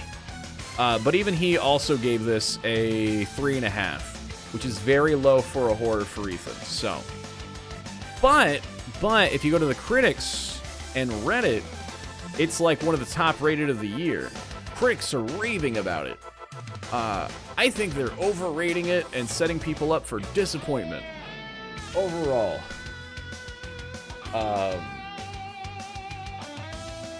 It's a very beautiful movie. On the surface. Like, it's shot beautifully. It's lit beautifully. But in terms of plot and characters and writing, it's razor thin, I would say. Here, we can read my review. Where's my review? Okay, where did I go to see my review? Even a bad indication to an entertaining movie? Yeah, no, yeah. Again, 3 stars is good and enjoyable. Below 2.5 is, I wish I hadn't seen it. Yeah, 3 stars is still like, yeah, all right. Made me jump a couple times. Made me go, ooh and ah a couple times. Ooh, that's pretty a couple times. Oh, Nick Cage is batshit insane a couple times. Yeah. 3 stars and up is in the realm of, all right, good. I'd give the full 5 stars if that puppet play was the entire movie. We got robbed of the one true art form. A very good review, thank you. It's not as popular as my Despicable Me 4 review, which got 1 like. Or my Long Legs review, which got 2 likes. Is Nick Cage the bad guy of the movie? Yes. And that's not a spoiler, really. He just, yeah. The movie opens and it says Nick Cage as Longlegs, which is the, you know, the bad guy. Anyway, anywho, follow me on Letterboxd, you heathens. I love it. I love movies. Sort by. What did I sort by today? Sort by. Let's do this. Average rating, highest first. Oh, these are all hearts. I want to see what the lowest rating I gave the most beloved movie.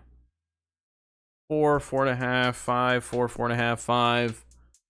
Oh, I guess 2001: A Space Odyssey I gave 2.5, which is insane, I'm aware. But fuck, I just didn't get it. I didn't get it. And then probably Oppenheimer. Yeah, Oppenheimer and Space Odyssey might be my hottest Letterboxd takes. Let's invert this to lowest first. Okay, I agree with most people. What's my biggest standout down here? Better like 2001. I need to give it another chance. There's a few reasons that might be, and it might be unfair of me. Just a lot of... Again, I didn't see it when it came out, no shit. I saw it in 2017, and there were some circumstances.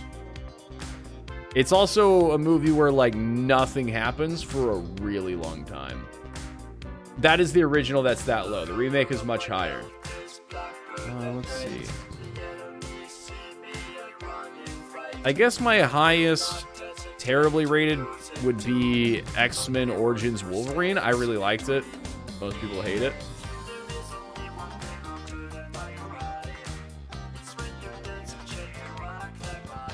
There we go. There's lowest first. This is my bottom 3, 6, 12. My bottom 12 movies of all time. Ugh. You can't say nothing happening in Dunkirk is good, but nothing happening in 2001 is bad. What I mean by nothing happening in 2001 is not even character development, not even acting, not even instances of like, ooh, wow, that's some neat lighting, that's a neat set. Whereas in... No, shut up, shut up. I'm tired of fucking explaining tension. Shut up. Use any other movie. I don't even like Dunkirk that much. Holy shit. I've rated 800 movies, and all Poncho talks about is Dunkirk. I got a mega bracelet. Also, my togetic has yet to evolve. Dude, I caught like 200 Pokemon on my walk today. Didn't like Master Disguise.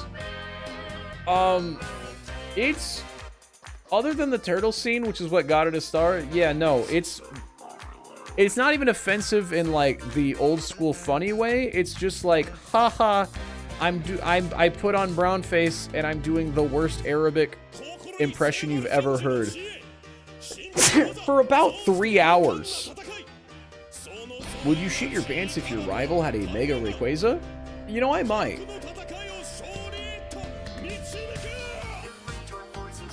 But yeah, a lot of it is just it's an SNL skit that goes on for 2 hours. Which, you know the thing about SNL skits? They're better the shorter they are. Ugh. Fan 4 Stick, as always, I think it's most people's lowest rated movie if they've seen it. It's offensively bad, TBH. Ralph Breaks the Internet 2 was worse emoji movie, which is certainly a sentence to say.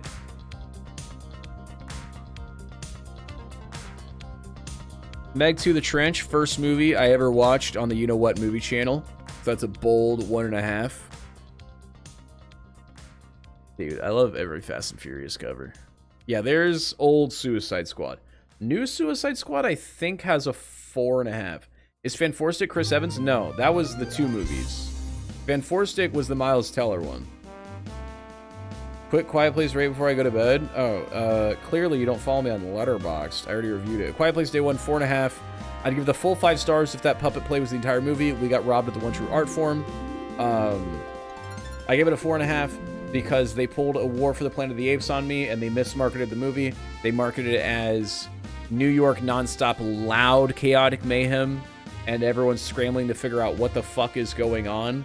But instead that's a very small portion of the movie, and then it translates into just another Quiet Place movie where we follow a lot of quiet moments, occasionally with loud, a lot of quiet moments, occasionally loud. But once you adapt to that, it's fun again, and they do a lot of unique things. It's very obvious that this one wasn't led by John Krasinski, and it's now a full-fledged Hollywood franchise. How many days? No, it's full on day 1. That's what I'm saying, though. Only like the first 10 minutes of the movie is, again, it is the first day of it, but after like 20 minutes, I guess, again, it's just quiet. It's just a lot of quiet tension, which isn't what I expected.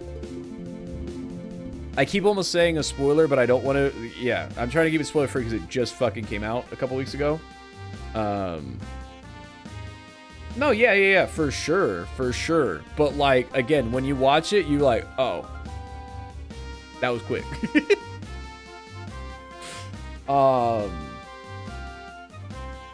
But that's getting nitpicky, though. It is very good. There's another problem people have with it, but I think those people are being assholes. There's a cat in the movie, is all I'll say. And there's things that the cat does that people are just like, I wanted to like this movie with that cat, so I can. I loved it. I didn't give a shit. I understood I was watching a movie.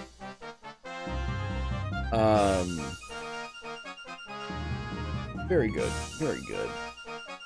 It does get a little repetitive, again, being the third Quiet Place film.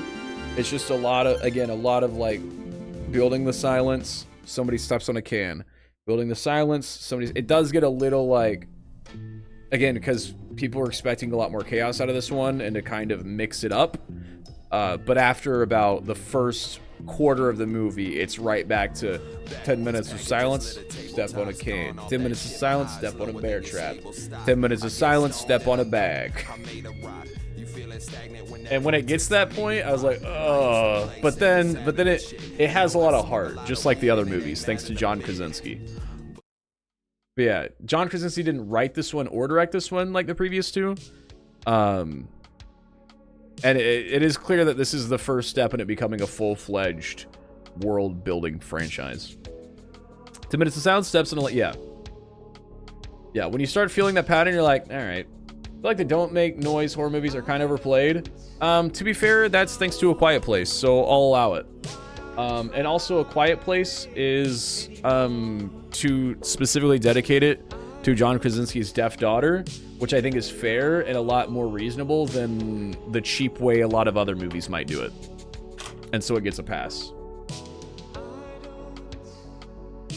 And also, again, the Quiet Place movies, the first two being more about... They're like Fast and Furious, but horror.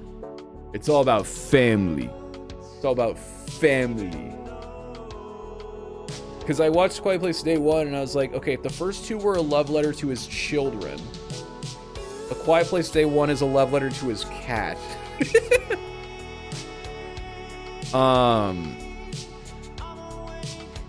I think it's a definite one where you can wait till it's out of theaters.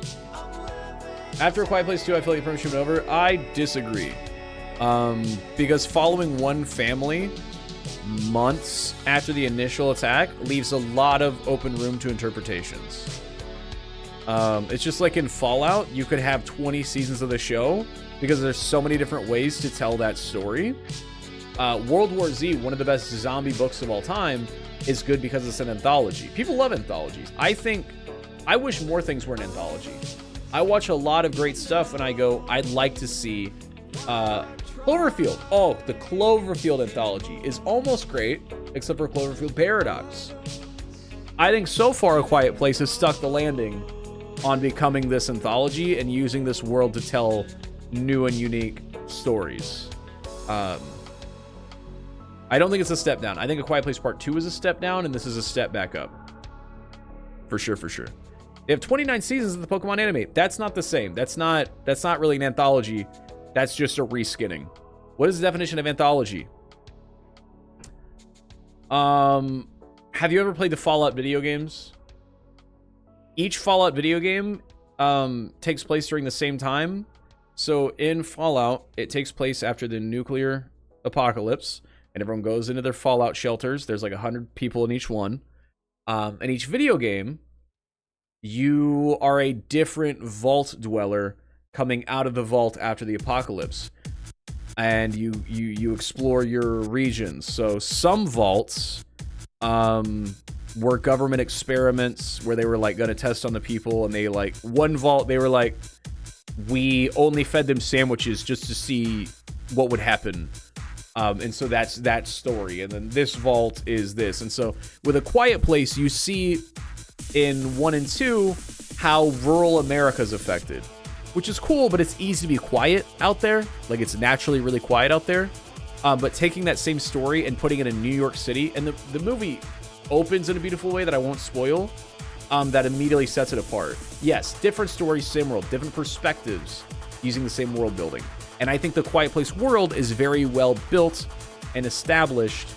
And so long as they don't get too repetitious, I'm totally okay with them telling new stories in this world, because you can also tell more indie stories with a Hollywood budget they wouldn't normally get. This is super common in a lot of anthologies, where you could take a script that normally would get greenlit for like $5 million and give it that blockbuster budget to share the same story, and just put it into this world. It's a thing that happens a lot. I can't think of any examples because I'm really tired right now, but there's that. Bethesda and Fallout. So I've never played a Fallout video game. I've only watched the TV show, and I really like it so far. I've watched the first half of season 1. I got to get back to it. So there's that. But yeah, I mean, I've always said that. It's like whenever I watch Wheel of Fortune, I think I can't wait to watch people copy this and do their versions of Wheel of Fortune. There is a wrong way to do it. I'm trying to think of a bad anthology series. I love anthologies. Love, Death and Robots. That might be my favorite. Black Mirror. World War Z. Walking Dead is kind of turning into one, but I fell off from that. Let me look up best anthology series. Oh, The Twilight. No, that's not. No, The Twilight Zone is not an anthology. That's just a series of short stories that take place separately from each other.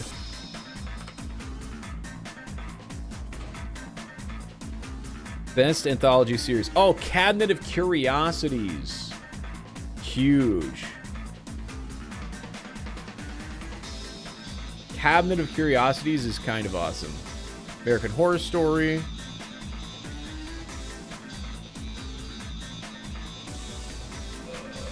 What if Love, Death, and Robots? Oh, The Boys Diabolical. For sure, for sure. There's one similar to The Boys. Oh, Star Wars had an anthology series that was all anime. It was amazing. It made me actually like Star Wars for about a week. Yeah, Star Wars Visions. Anyway, yeah, you can do it right. How's American Horror Story an anthology? Because they use the same cast and crew, and they are technically in the same world where weird ghosts can happen.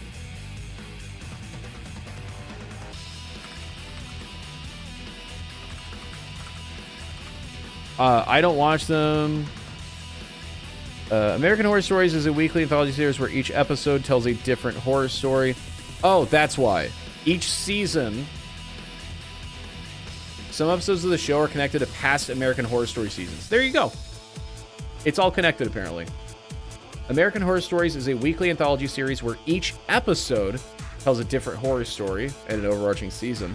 Some episodes of the show are connected to past American Horror Story seasons as well. So there you go. It's technically all each season in the same world. Apparently, some debate it's not an anthology. Was What If considered an anthology? Yes, because it was different stories and they all were in the same world. And spoiler alert, season 1, they all end up coming together and converging. So I would say yes. They tell a lot of different stories. And at first it seems like they're not connected, and at the end they are connected. And all a part of some very, very, very backgrounds timeline. But yes, anthology. Too bad weird people like it. You know what? That's true for a lot of things in life. And you just gotta pump it through.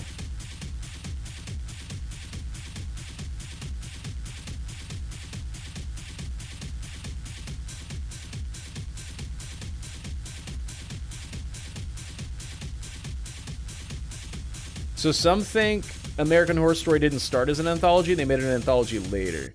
Best gaming anthology? I would say Fallout. Best gaming anthology series.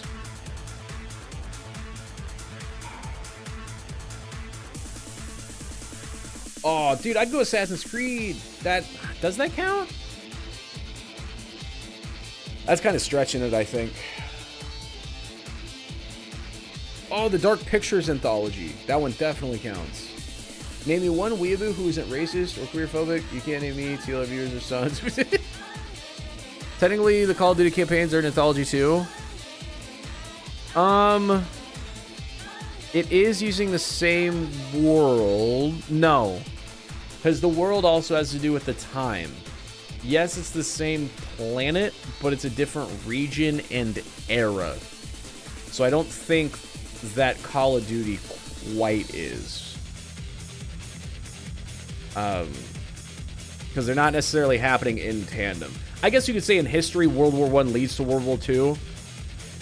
Like, that's more of a franchise. I don't know. It's we're getting nitpicky. I think if, like, you can stretch it that far, but then it kind of makes it lose its meaning. Like, I'd say technically, sure, Call of Duty could be an anthology, but for the sake of grouping things, I wouldn't call it one. Know what I mean? Chat, what I'm really trying to say is please follow me on Letterboxd. I'm almost to 20 followers. I'd really appreciate it. I have 18 followers. Warhammer clearly best gaming and written anthology. Warhammer's crazy. What's that one that's like Warhammer, Casey? That's, it takes like 2 real days to do a space fight, and you get like 600 ships versus 600 ships. Evo, isn't it Evo Online or something like that? Arrived at my Gaunt's new house, and the guest room I'm staying in has a California King. Okay, that's huge. Eve Online, that's what it is. I couldn't remember. God, I hate that these are my favorite movies of all time because it makes me look like such a fucking hetero white boy. What do you, like, it's just such a, like, come over, woman. You haven't seen cinema. Have you heard of Shawshank Redemption, Independence Day, Wolf of Wall Street, Interstellar even? I think you look at my recent activity and it goes, okay, I'm kind of a fun enjoyer. I still haven't seen Oldboy. I know it's problematic, and I know I need to. But as you can see, I had to watch A Quiet Place, Despicable Me 4, Bullet Train, and Long Legs. So I'm a little busy.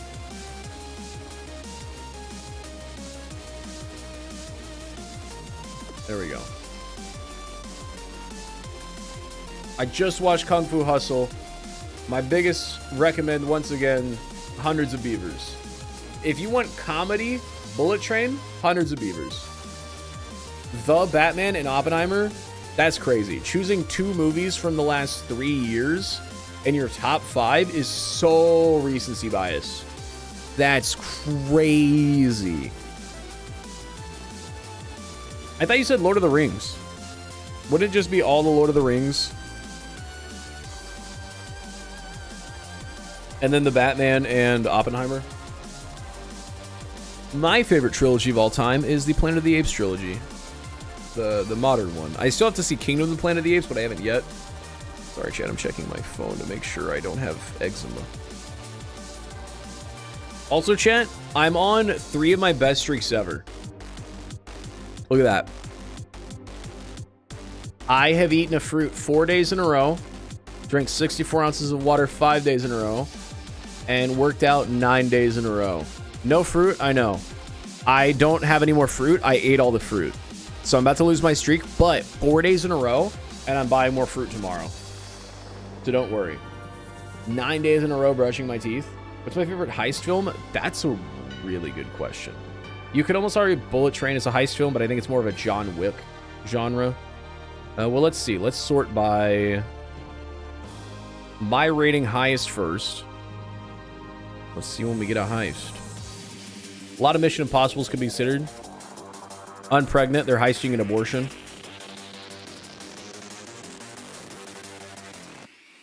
Not seeing a heist yet. I don't love heist films.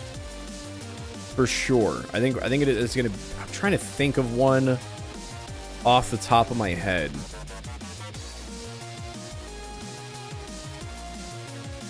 Oh, wait, can I... Hold on. Genre. Is heist on here? No, it's not. Damn. Green Room, they're kind of heisting for their life. Oh boy, we're in the 4.5s now and still no heist movie. Because the big one is Ocean's 11, but I didn't really get Ocean's 11. As somebody that just watched it for the first time last year. It didn't really blow my titties off. Ooh, that's my favorite Nick Cage movie, Unbearable Weight of Massive Talent. Everyone agrees.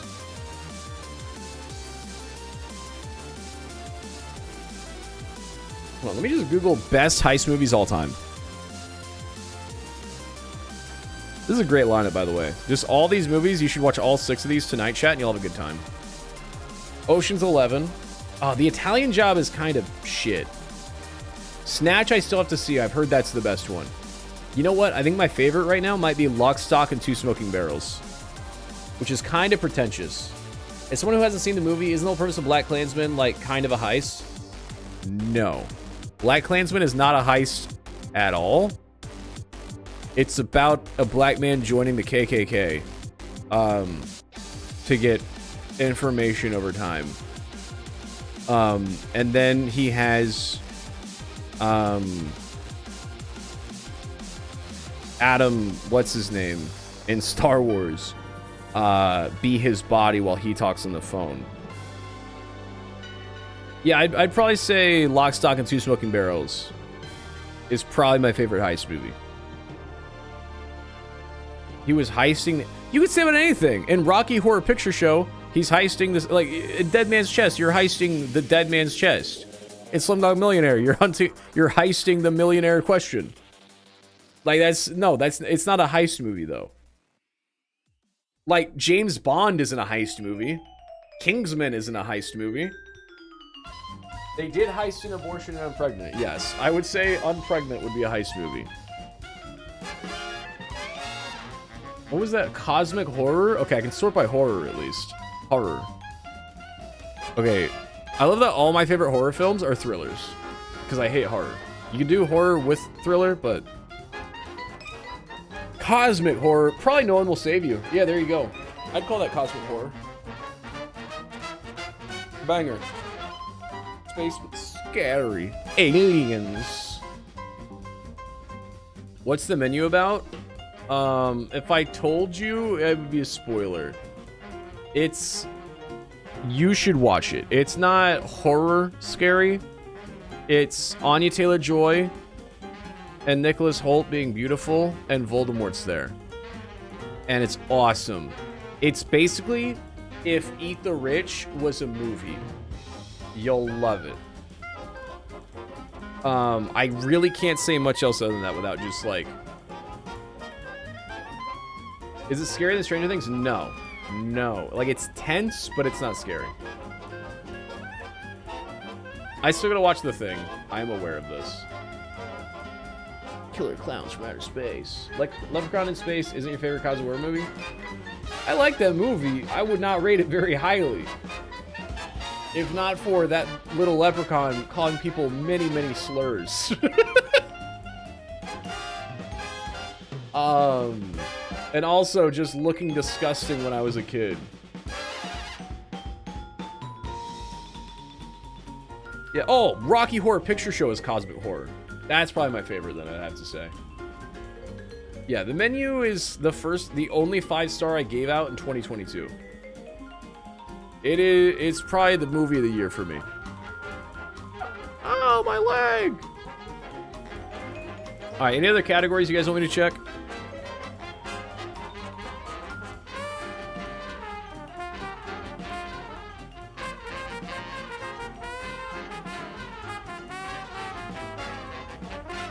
Also, I hope you guys are okay with us just chatting tonight. I know I said Wednesday wheel night, but I'm really tired. Wait, hold on. Rocky Horror Picture Show. Cosmic? Have you watched? This proves that Poncho has not seen the movie. Yes, chat? Yes, chat? Was there a vision of Cosmic? Laser shooting aliens from outer space that can magically invent humans?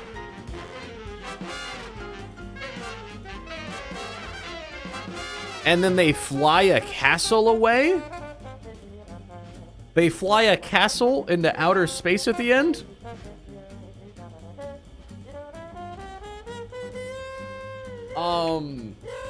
Yeah.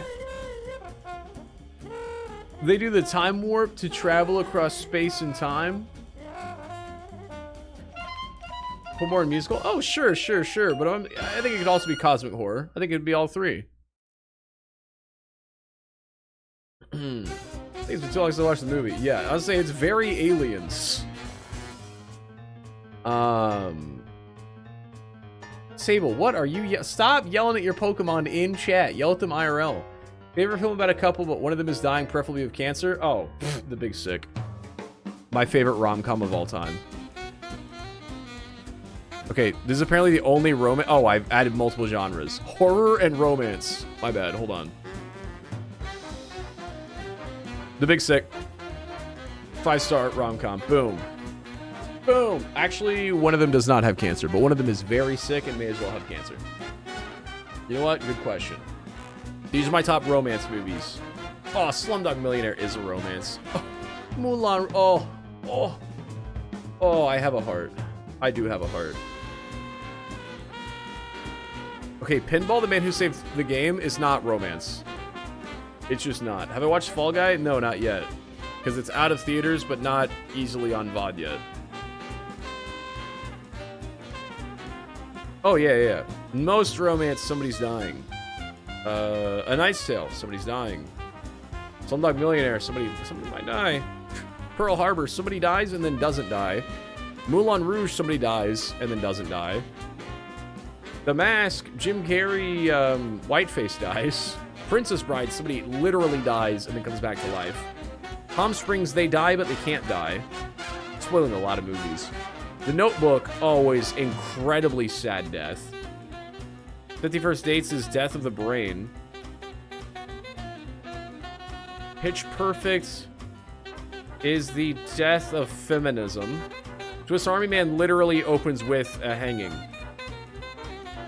Swiss Army Man's also beautiful. I didn't know there's Paul Dano in it. Good acting. Anyway.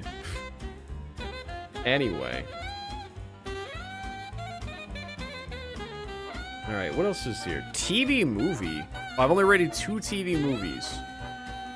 I'm gonna watch Leonardo, Romeo and Juliet.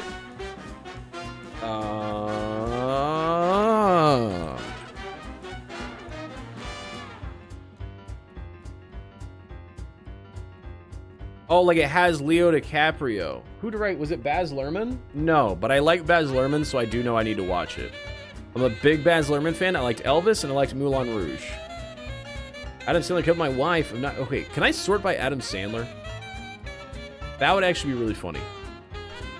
What is my top ranked Adams? Probably Uncut Gems. I think that's most people.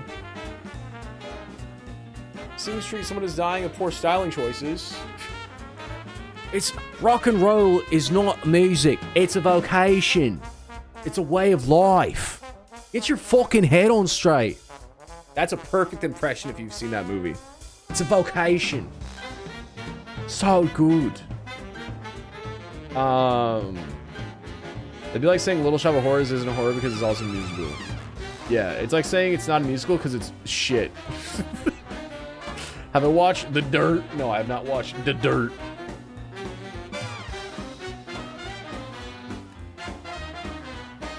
Thoughts on Sicario? Haven't seen it. 2015 film. American. Thriller. Okay, I gotta see it. Thriller. 92% on Rotten Tomatoes. Oh, that's my watch list right now, bucko. I'll watch it after stream tonight. It's got Josh Brolin. It's got Thanos, Emily Blunt, John Barenthal. Sheesh. Dude, this is the guy from Dune. Watch list, you're on. The Dirt is a biopic about Motley Crue. Doesn't say it like that. Oh, that makes sense. Fiance saw Motley Crue in concert last year. Something like that. They had tickets. They got tickets for them the day we started going out, and then COVID happened, and they got delayed for 3 years, and then they finally saw them. I saw a movie or a TV show about Tommy and Pamela Anderson from the Motley Crue on Hulu. That was really good. Tommy and Pam.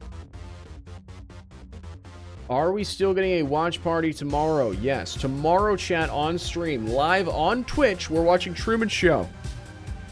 For you movie nerds that aren't getting enough movie content lately. Chat, have I mentioned I have AMC A-List, so I see 3 movies a week in theaters. Pretty cool. Plus the movies I see at home now. Same director as Dune. Wait, really? Oh, I was making a joke. Okay, well, worrisome. I didn't love Dune. It's a lot of world building. I appreciated it. How can you watch Truman Show live on Twitch? I usually use my eyes, but occasionally my feet get involved. How'd that work? I hit the play button, and then you watch after I hit the play button. Next question. Chad, have I mentioned...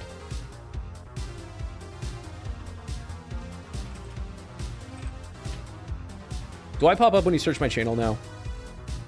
This is so sad. This is truly so sad. Bald, Rocky, horror.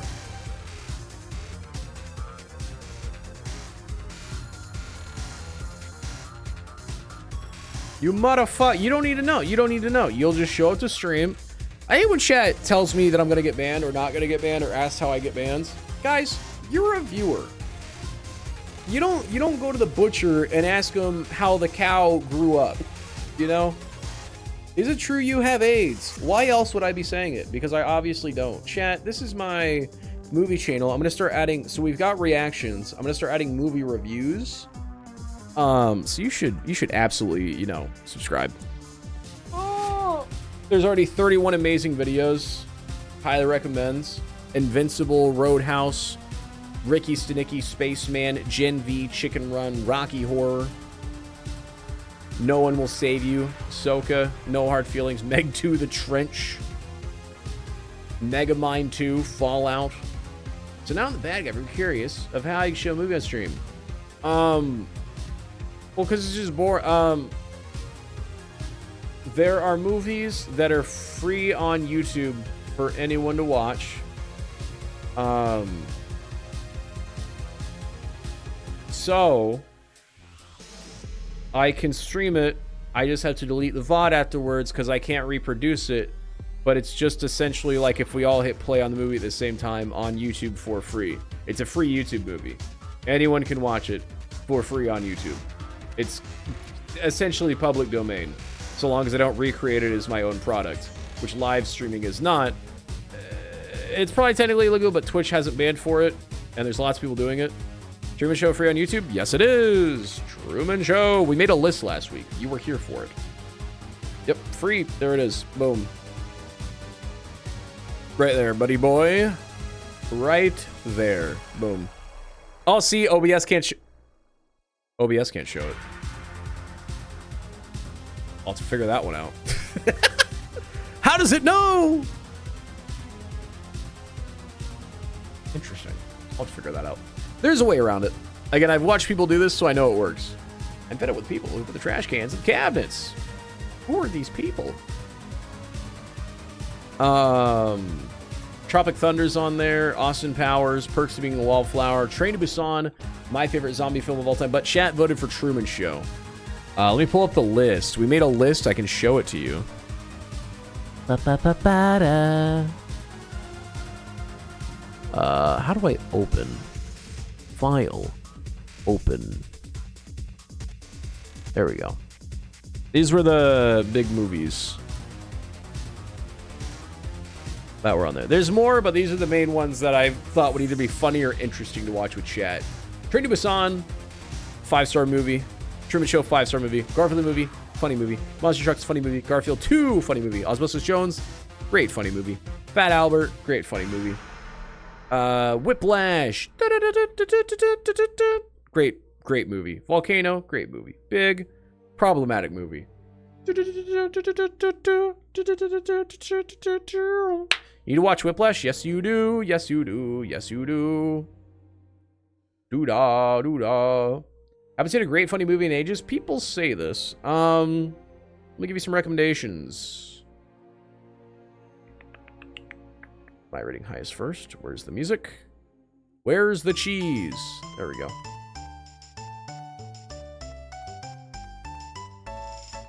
go. Bullet Train, for sure. It's definitely an action movie or John Wick first.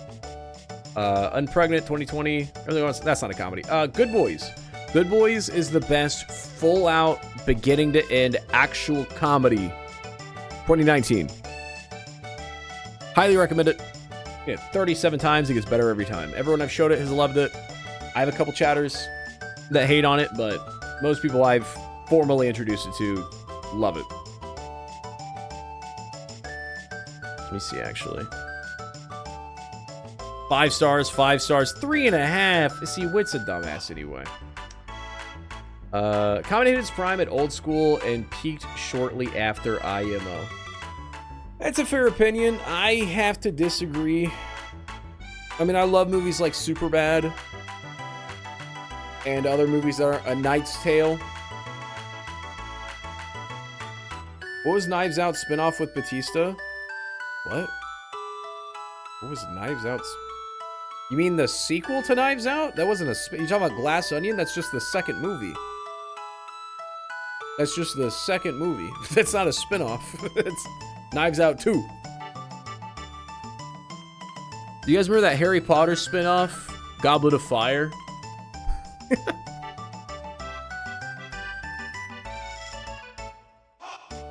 Hot Rod was oh, I'd say Hitman.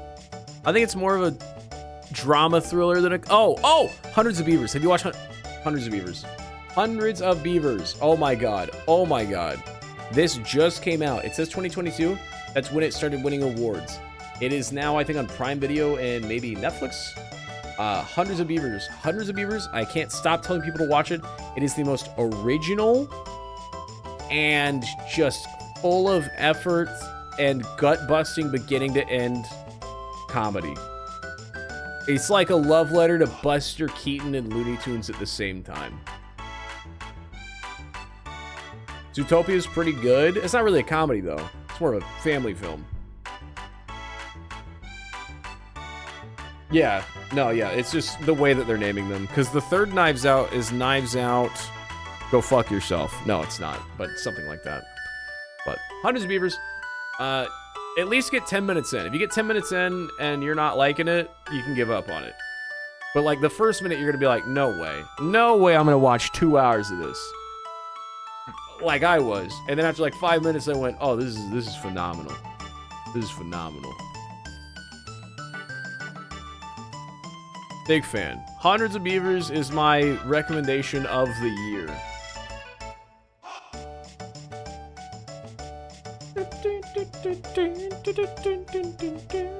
Yep, comedy.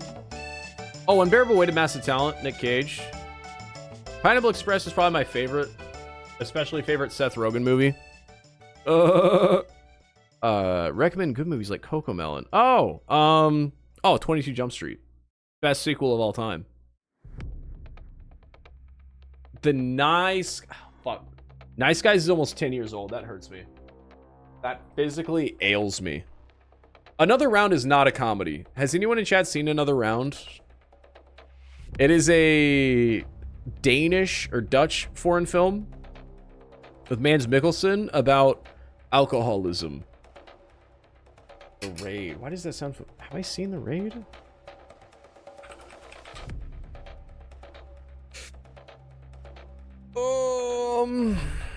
Deep in the heart.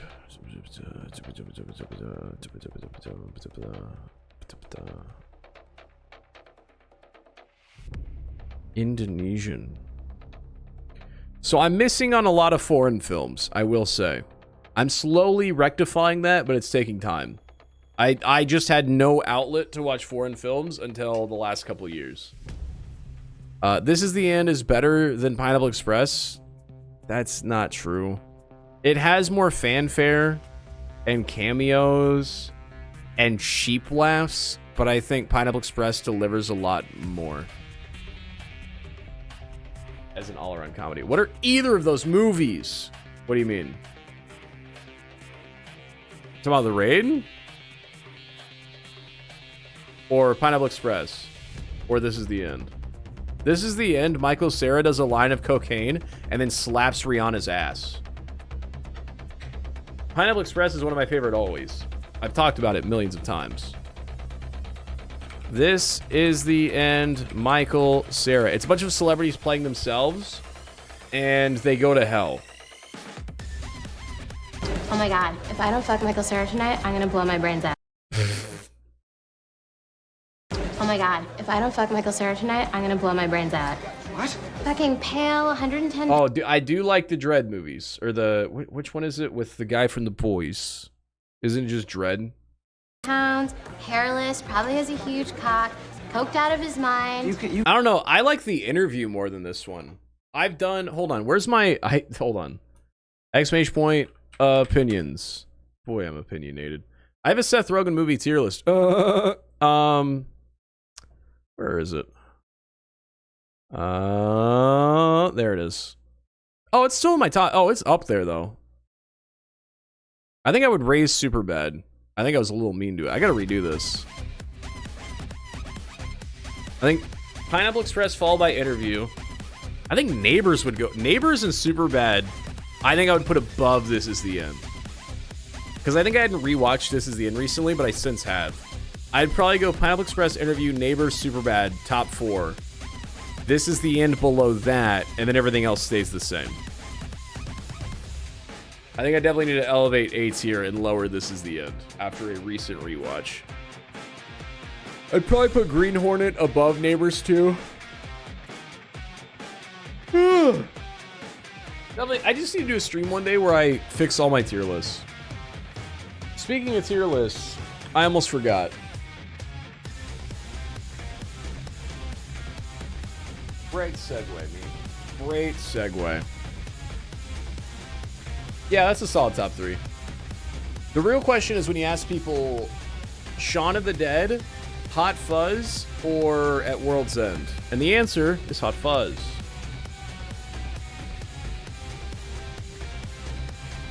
Oh wait, can I reset this?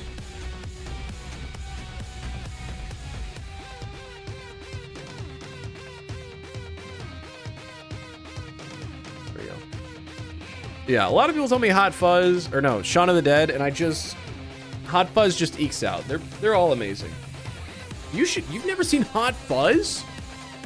It's the best Edgar Wright film. One of the best directors of all time. What is this? Fears. Fears.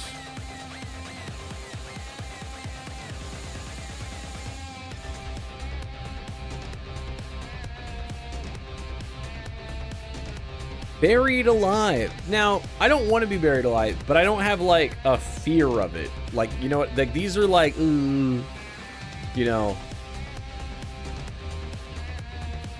buried alive. I guess spoopy. I have a fear. I read this book one time. It was like 150 pages.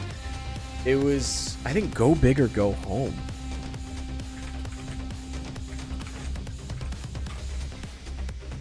Yep, there it is, by Will Hobbs.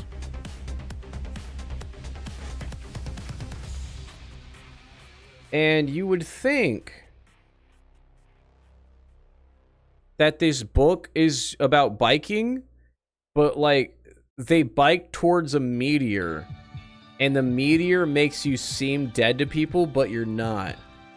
It's kind of like whenever what's that thing? Sleep paralysis. It's that. This meteorite puts you into like a state of sleep paralysis where everyone thinks you're dead. And the book ends with this kid getting buried alive, but he can't move or speak. He can just observe. That's an actual fear of mine because of this book that I read in, I think, like freshman year of high school. Maybe even middle school. Oh yeah, I mean, this is essentially, yeah, phobias and irrational fears. I mean, most of these, yes, are irrational. In some way or another. It's just kind of, how irrational is it? I don't really have an irrational fear of buried alive. Like, some people are like, day to day, like, hope I don't get buried alive today. Ooh. Yikes. Bridges, when I drive on them, I do clench my butthole a little bit. I think I would go no thank you. No, not no thank you. Because I do it. I'd probably just go above buried alive. You know, buried alive is down here. I really, like, if it actively happened, I'd be like, ah, shit. But at no other point, I'm like, ooh, hopefully not. More scared of tunnels and bridges? Really? Yeah, I'm definitely more scared of, bridges than tunnels. Being naked. Now, I assume I'm going to just declare this is being naked in public. Are there people that are... No, there are people that are afraid of being naked. Is there being naked in public? Let me see. If there's not, then I'm going to call this being naked in public.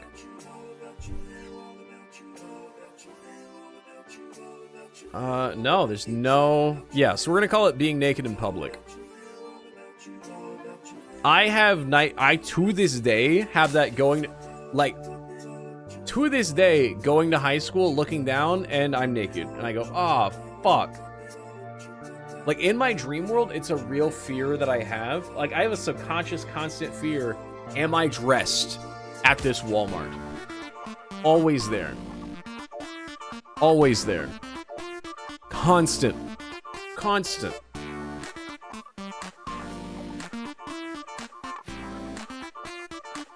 So I'm not worried about the collapses, Poncho. I'm worried about, so like, if you run into a car on the road or in a tunnel, you're still like there.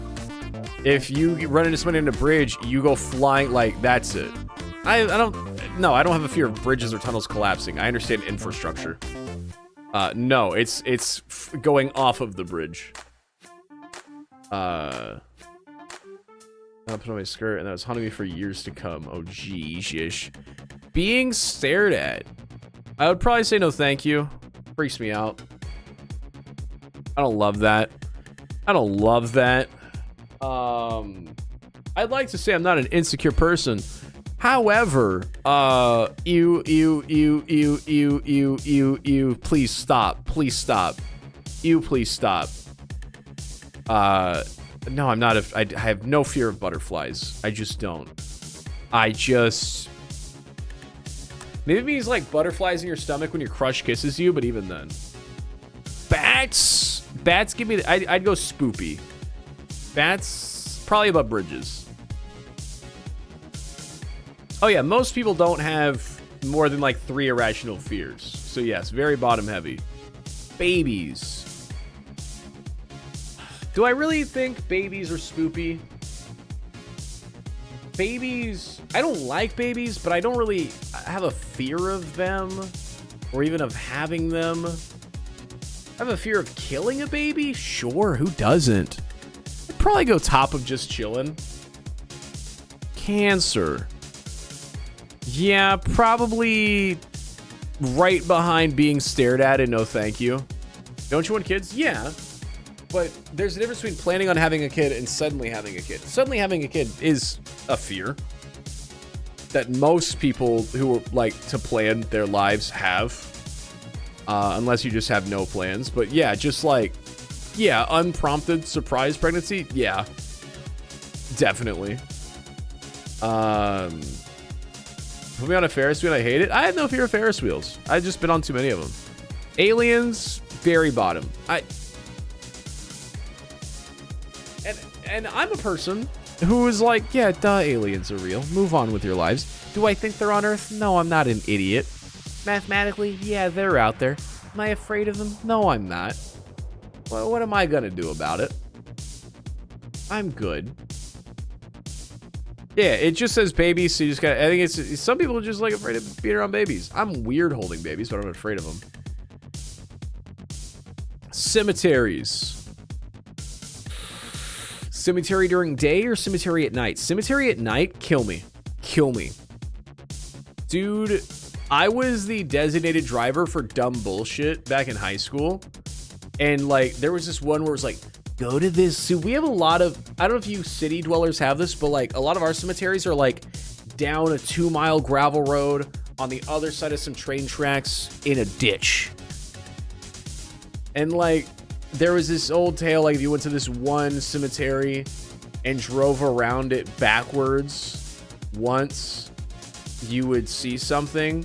And I started doing it. And before I got like almost done, everyone was freaking the fuck out and we sped out of there and never looked back. And I almost cried. No, we have cemeteries in the middle of the city, but like there's multiple cemeteries.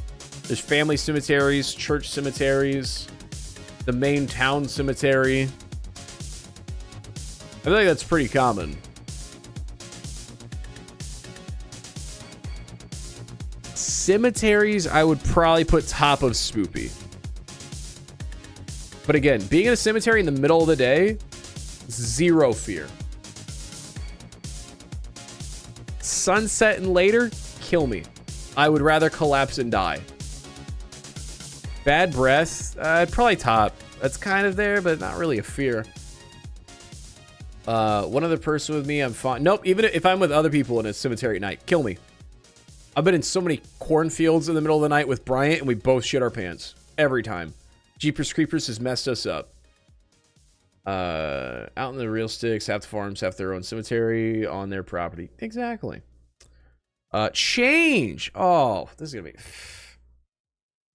Yeah. Yeah. Yeah.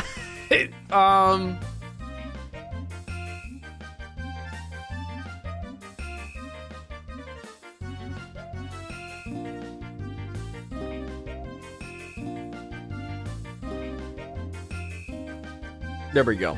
I like that more. Bigfoot. Nope. Childbirth. Nope. I'm, yeah, not, adult women.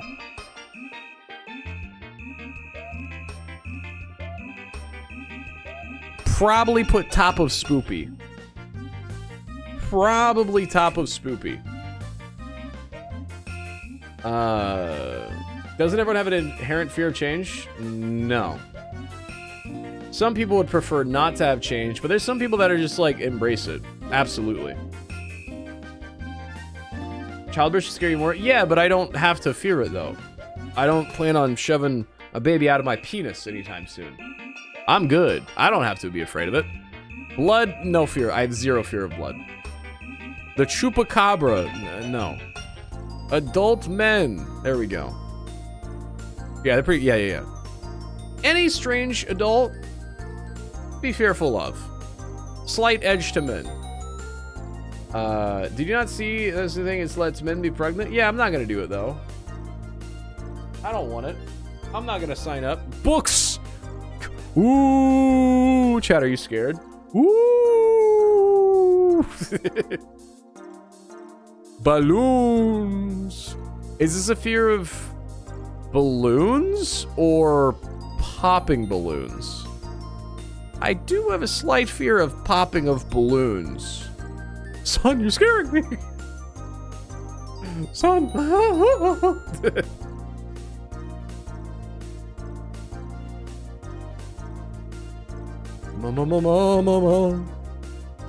Clowns.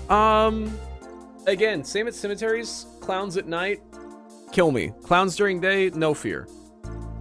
During that clown apocalypse in 2016 where people were dressing up as clowns on the side of the highway or at old farms or just like in suburbs in the middle of the night, that was the worst time in my life. Oh my God. My car got chased by so many clowns. Oh my God. In town, it's kind of funny. When you're 10 miles outside of town, that person's way too dedicated to their craft. What about all the real clowns in 2016? Is that why it was so rusty? Yeah, clowns just, yeah. Because I think I don't remember what made clowns scaring at night pop off. Oh, I think it was It. It was It. It was the It movie that came out. I remember now. It was just dressed as a clown and holding a red balloon on the side of the fucking freeway. Oh my God. So clowns, I'd probably put right above balloons. Colors? Okay. Taylor Orm's colorblind, so we might have that. Computers? Nope. COVID? Probably right there, I guess. Being laughed at. That's why you live in a stand your ground state. That is not why. What's up, son? What up, Az? Omega lol. Being laughed at might... Being naked in public and being laughed at. I'm afraid of being naked in public because I'm afraid of being laughed at. Yeah. Being laughed at makes me want to crawl in a hole and die. I know what you're thinking, son, you're a Twitch streamer. I know. It's hard being me. Fuck. No, we're all laughing together. And also, it's chatters. But like you guys would not laugh in public at me existing. You know what I mean? Like, this is clearly like I'm farming with you, but like the fear is me walking through the mall and somebody pointing and laughing at me because of the way I like that. Just my existence and somebody being like, "Hey, look."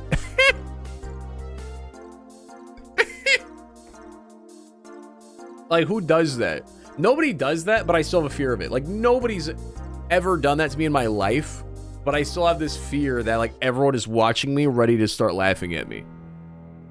Crowds. Don't really have a fear of them.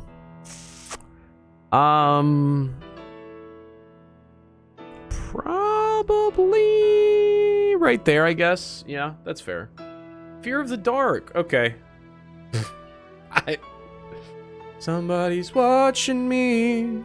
I always feel... No, it's not... It's pretty up there. It's pretty up there. I fucking hate it, dude. I hate it. Poncho, I thought you changed. Poncho, I hate foreign people. I'm afraid of people speaking not English or American. I keyed. People invented other languages to talk shit about me. God damn it. Alright.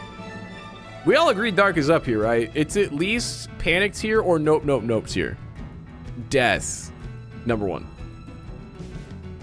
Every night, as I'm falling asleep, I have a panic where I go, am I falling asleep or am I dying? Am I falling asleep or am I dying? Am I falling asleep? And then I wake up and I go, fuck, thank God I lived. Every night. Every single night. Every night. Every night, that is my ritual. I don't know if anyone can relate to that. Every night. Every night I go, oh shit, am I falling asleep or am I dying? Am I falling asleep or am I dying? I lived. Anyways,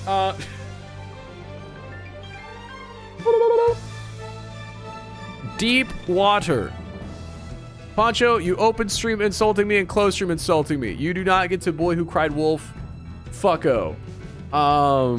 Deep water? I don't give it. I just don't. Probably right there. Don't really have a fear of it. Good feeling? No, I don't have a fear of the feeling of dying. I have a fear of sudden death. And be like, oh, I was gonna do the dishes tomorrow. Like, I'm okay with the concept of death, but just like having an aneurysm and just poofing. I'm like, ah, oh, fuck. I was gonna put my shoes up. Is my fear. Demons. Oh, the dentist. I mean, that's just true. There is a connection between deep water and ocean. Yes.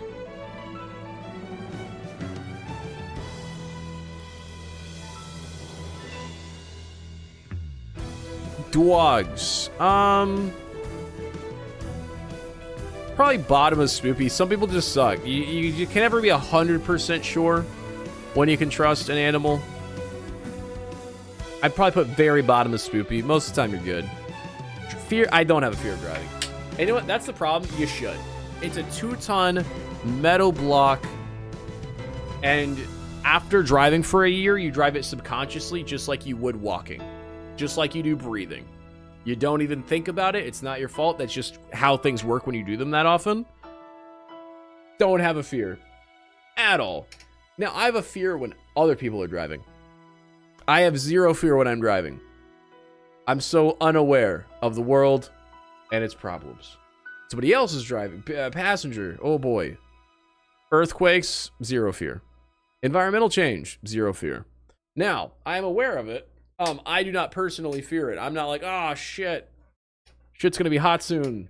I'm good. Eyes. Hold on, let's zoom out. Ooh. Stop it, Patrick. You're scaring him. The eyes. Is there any of these chats so far that you like heavily would like put at the top, or like death at bottom or computers at top, like that are way off for you? Probably dentist for some of you, if you've been to the dentist a lot. No fear of eyes. Now, fans make sense. Do you guys know this? It's like a common fear in, I forget which Asian country, of sudden fan death. It's bad luck. And I'm saying this from like first-hand accounts. It's like, it's just like a superstition. Nobody thinks it would actually happen, but like just in case, you never close a door in a room and have the fan on because it might suck the air out of you. It's like a common superstition. Fire. I've had a cavity before, 0. I've had my wisdom teeth removed, and I've had several cleavings, but I've never had a cavity in my life. Fire, no. I think my biggest fear is combustion, though, which I don't think sudden explosion is on here, which is interesting, because I think my biggest fear is that is when like the gas line turns something on and you hear that.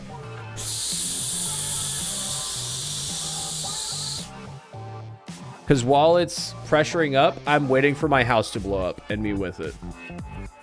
Propane tanks, water heaters, anything that goes.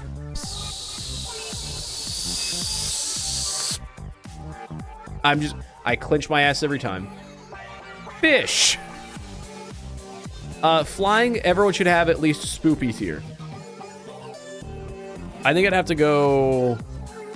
God, I have a huge fear of it, but I do it all the time. Play by all, yeah, I don't get to choose the electronic. I don't get to choose my water heater in my rental. Or my heating, my central heating. Yeah, it's kind of crazy. Flying's the only one that's going to go high, but I actively choose to do it because I prefer the convenience over driving a few hours, which is crazy.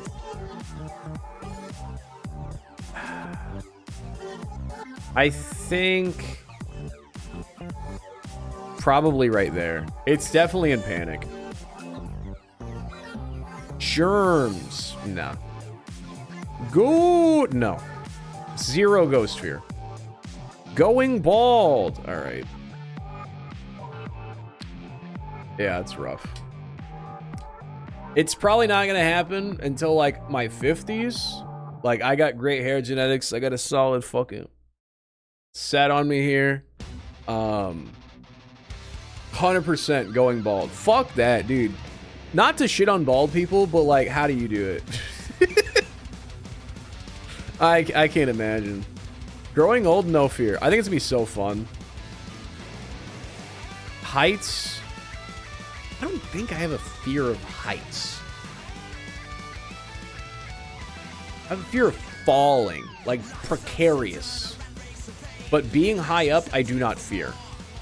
See, people mix that up. There's a fear of falling and a fear of heights. Like, I fear being out on a tree limb 15 feet up. But I'll also be on a roller coaster just fine. I'll also be on the 30th floor of a building just fine. I don't like precarious heights and the threat of falling. But some people have a fear of just being high up. That's fear of heights.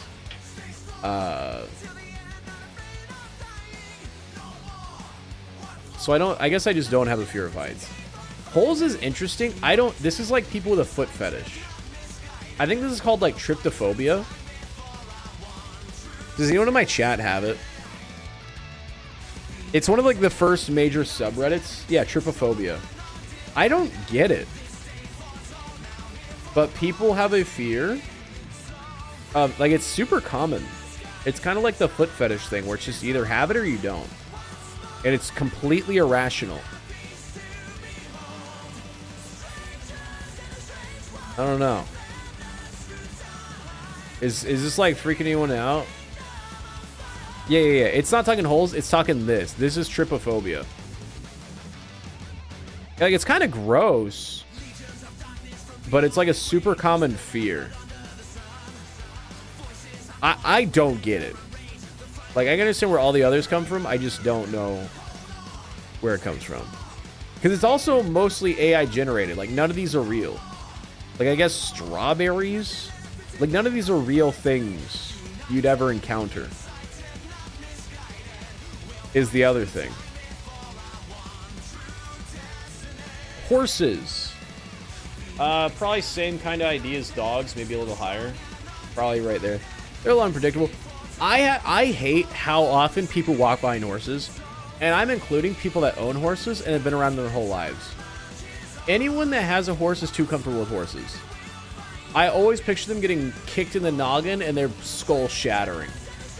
Horses are so swole, it's insane. It's actually crazy how strong a horse is. They're fucking shredded, dude. It's too much. Hospitals? No. I love being in the hospital. I'm never more content in my life, and I told you guys this, than when I'm in a hospital bed. Oh my lord. About the trypophobia? Yeah, again. Yeah, I just don't know how to discover it. Like, you have to look up trypophobia, then look at these things like, yes, I fear that. Alright. So I don't know where you do. Houses. Do I fear immortality? No. You're always lame like that. You wouldn't want to live forever. That would suck. Shut up. Yes, I do. Yes, I do. What are you, an idiot? You'd have to watch everyone around you die. Yeah, and I'm special. Do I fear imperfection? No. Yeah, the world would be so lame without it. Do I fear infinity? No, the world would be so lame without it. Do I fear injury? A little bit. Not a lot, though. Probably same as cancer. Maybe a little more. Nah, probably a little less. Fearing over Sally's pretty rational. Really? Oh, I think it'd be so sick. I'd love to just be omnipotent. Not omnipotent, but just like be an observer of the everything always. I think that's so sick. It's like a dream of mine. Insects? All right, we're going up. We're going up. We're going up. We are here, America. We are here. Oh, yeah, buddy. Now I'll say it. I relocate bugs. I do it. I relocate the bugs. I catch them in a Tupperware. I take them outside. I'm a friend to them. I only swat flies and wasps, because fuck them. Everything else, I give, you know, the treatment. I leave spiders around usually, because they eat the other bugs. But, fuck them. You fear them being in your penis? No, I'm not Teal Hollow 1. Isolation. Not really. I enjoy the experience of seeing people, but ultimately, I thrive in isolation. Being immortal is cool until nuclear war hits and everybody's dead except you, then what? No revelation. No, what do you mean no observing? What? Empty.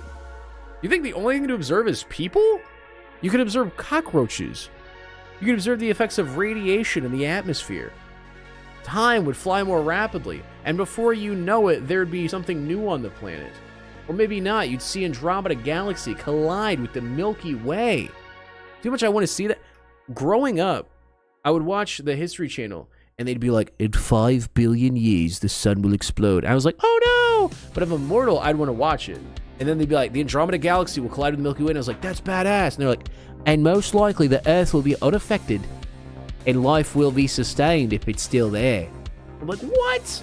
I want to watch it. I want to watch Andromeda collide with the Milky Way galaxy so bad. Oh my god. Yeah, isolation, no. Loud noises. All right, we're climbing.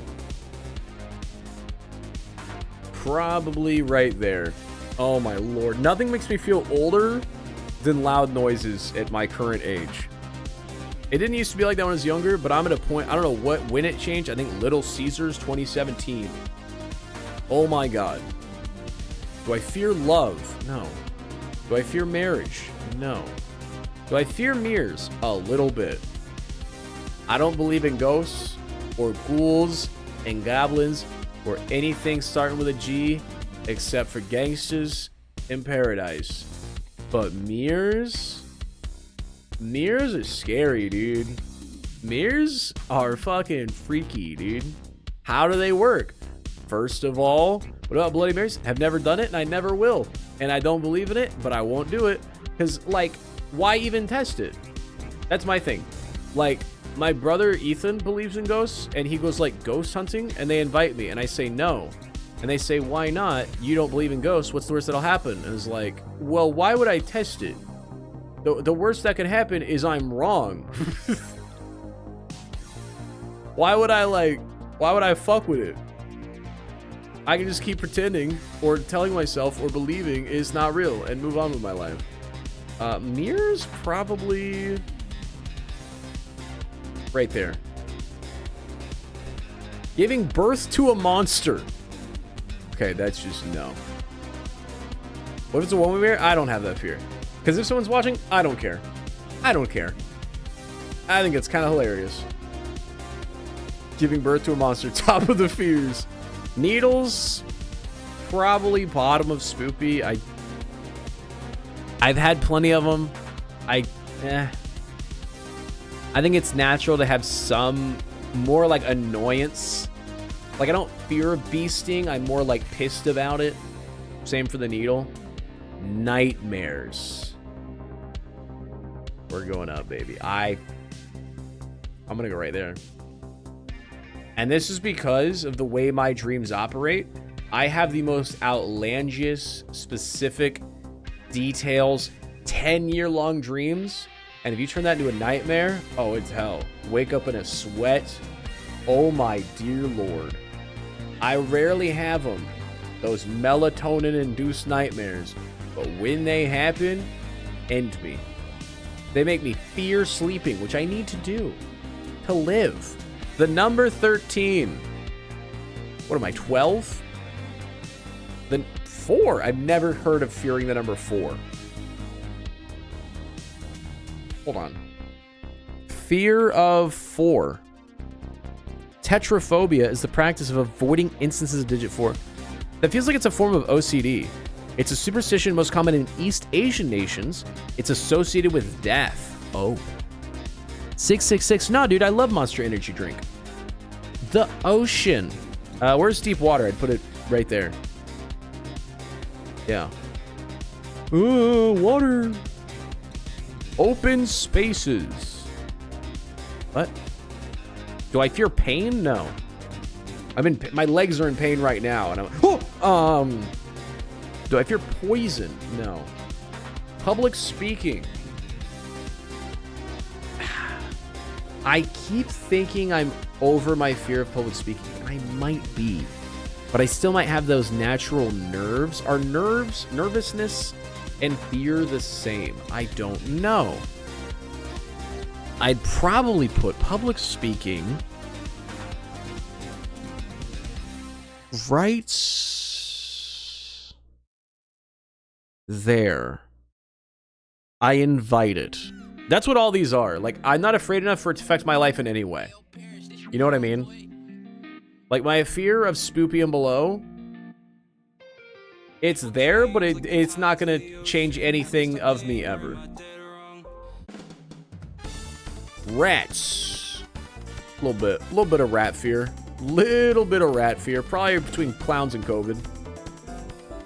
AI robots, 0 fear. Scorpions. Right there. Sharks.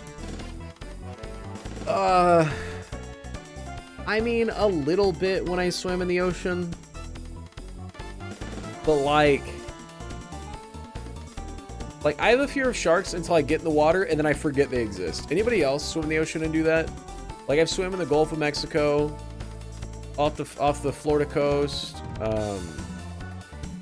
off the Oregon coast, out in the middle of the Pacific Ocean, out by Hawaii. But once I get in the water, I immediately forget sharks exist. I have too much fun in the water. I have too much fun in the water. Probably right there with ocean and deep water. Snakes. Oh, snakes suck. I have fear WLC was turning my feet in the ocean. I thought I would. See, that's one of those things you don't know until it happens. But like I said, when I went snorkeling in the ocean and we were like, and I got stabbed by fucking coral, I was like, oh, I don't have that fear. I feel like I should. I think everyone should. I just didn't. But I think that's because we were in a group, and I was like, I could outswim everyone here. Like, there's no way there's, like, anything gets me. I'm good. Yeah, I think the fear of deep water is the same as the fear as darkness. It's just not knowing what's out there. Snakes, probably right there with rats and scorpions. Social interaction? I don't. I used to, I don't. Space.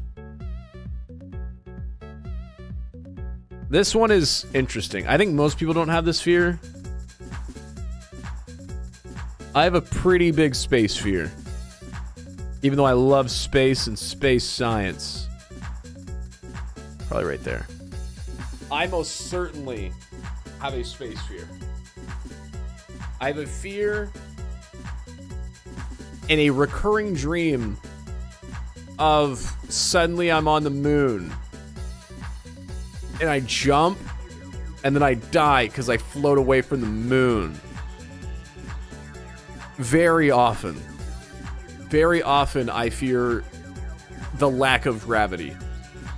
Spiders. Probably the lowest of the snakes, rats, scorpions, spiders. Strangers, I mean, that's the same as adult men and adult women, so I guess I'd put it right there. Maybe ahead of adult men. Sunlight, no. Phone calls, no. Thunder, no, you fear the light. Wait, where's lightning on here? Is it in... Who's afraid of thunder? Thunder's the cool part. Lightning is what kills you. I fear the... Huh. I'm rating fears. people have and how afraid of them I am. And we are almost done, actually. Quick recap. Number 3 fears right now: death, dentist, nightmares. Really? I love the boom. The boom helps me sleep. Like, sometimes I'll be about to sleep, and then I'll wait for the storm to come in, and the thunder starts banging, and I pass out immediately. No, I fear lightning. Just the sudden death. Again, death. The common of these is death, except for a lot of these. Yeah, death, dentist, nightmares. Followed by darkness, being laughed at, being naked in public, flying, loud noises, insects in space. Followed by going bald, cemeteries, being stared at, strangers, adult men, adult women. Change, bats, cancer, injury, public speaking, mirrors. Oh yeah, I forget West Coast, you guys just usually get rain and not the thunder and lightning. Out here we get a lot more of the thunder and lightning. Yeah, I just, yeah, right there. Tight spaces, we're going to the top. So I usually don't understand when people get afraid of an image, but hold on.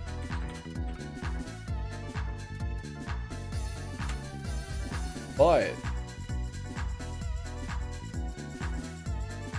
dude, when I look at this, oh, I get scared. Dude, they stop. I'm putting it at number 1. Dude, fuck that. I don't even have fear of caves. I go in caves all the time. But this, the tight spaces, being locked in a tight space, freaks me the fuck out. Yeah, oh my god. I've been locked in a couple trunks before. Ooh, I don't like it. I don't like it. I got stuck in a washer once. I don't know if you guys heard about that. That might be my number 1 fear. Not death. Tornadoes. The thing about us Midwest folk, we should be afraid of these, but we are not. We know we're supposed to be. I'd probably put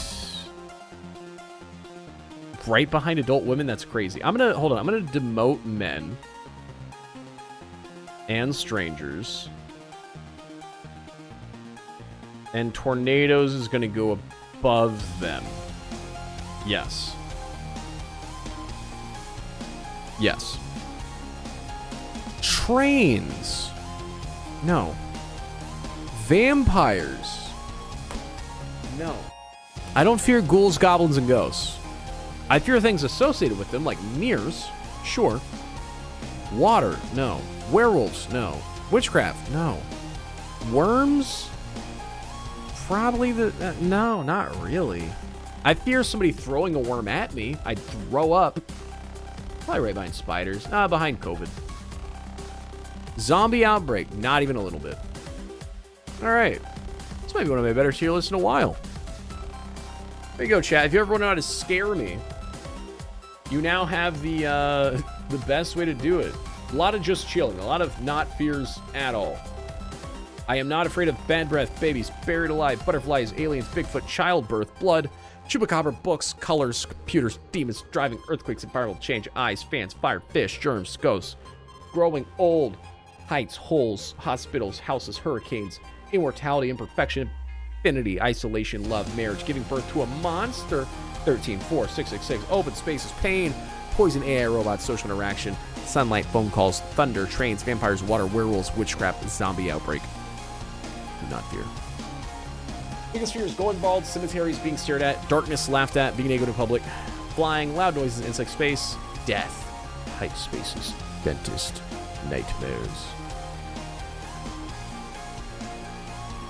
I'd be scared of hurricanes, but only because I haven't dealt with them much.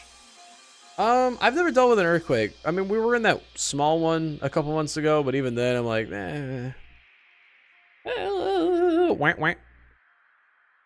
All right, let me take a screenshot of this. We'll get it on the opinions website. There we go.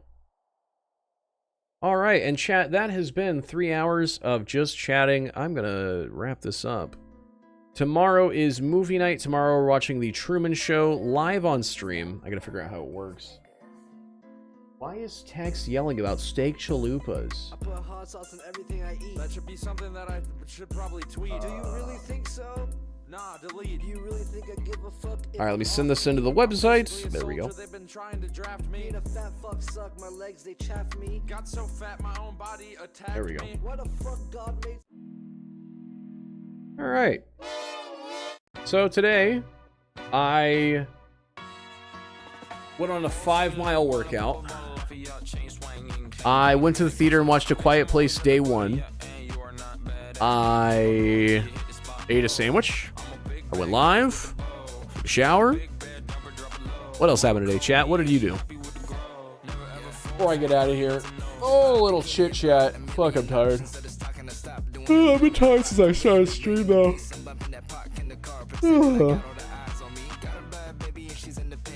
Close this. Alright, there we go. Oh yeah, we also rated the Emmys. Or judged the Emmys? I don't know what the word is.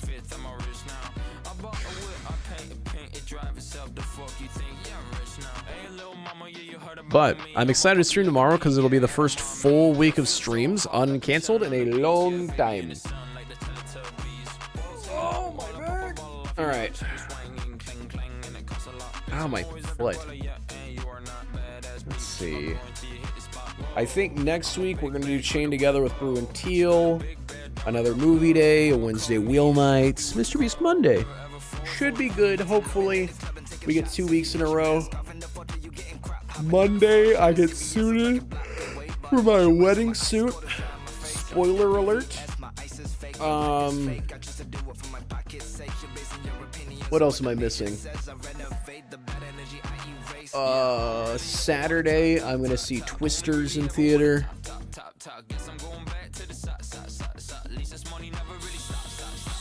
Sunday, I'm going swimming.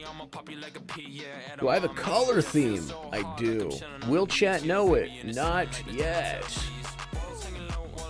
But yes. Yes.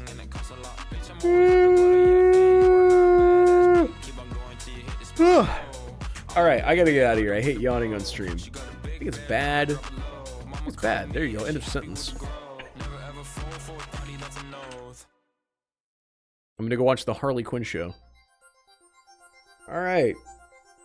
Dude, hopefully Teal gets unsick soon. And then we can do Chain Together as soon as that happens. Alright. Be good. Be kind. Do good things. I'll be stay sunny, chat. I will be back tomorrow at 9 p.m. CST. We're watching The Truman Show live on stream. You don't gotta do anything. You just gotta show up to stream and watch the stream. And that will be the stream. After the stream, we will go to Discord and watch Friday Night SmackDown. This is usually what we do. No stream Saturday, Sunday. Back on Monday for the Monday, Tuesday, Thursday, Friday. Big time. You know what video should come out. I'm gonna aim for Monday. I know I keep delaying it, but I keep being busy. And I'm trying to get a handle on it. But Monday. We'll see. So, stay sunny, chat. Good night. Bye. Good night.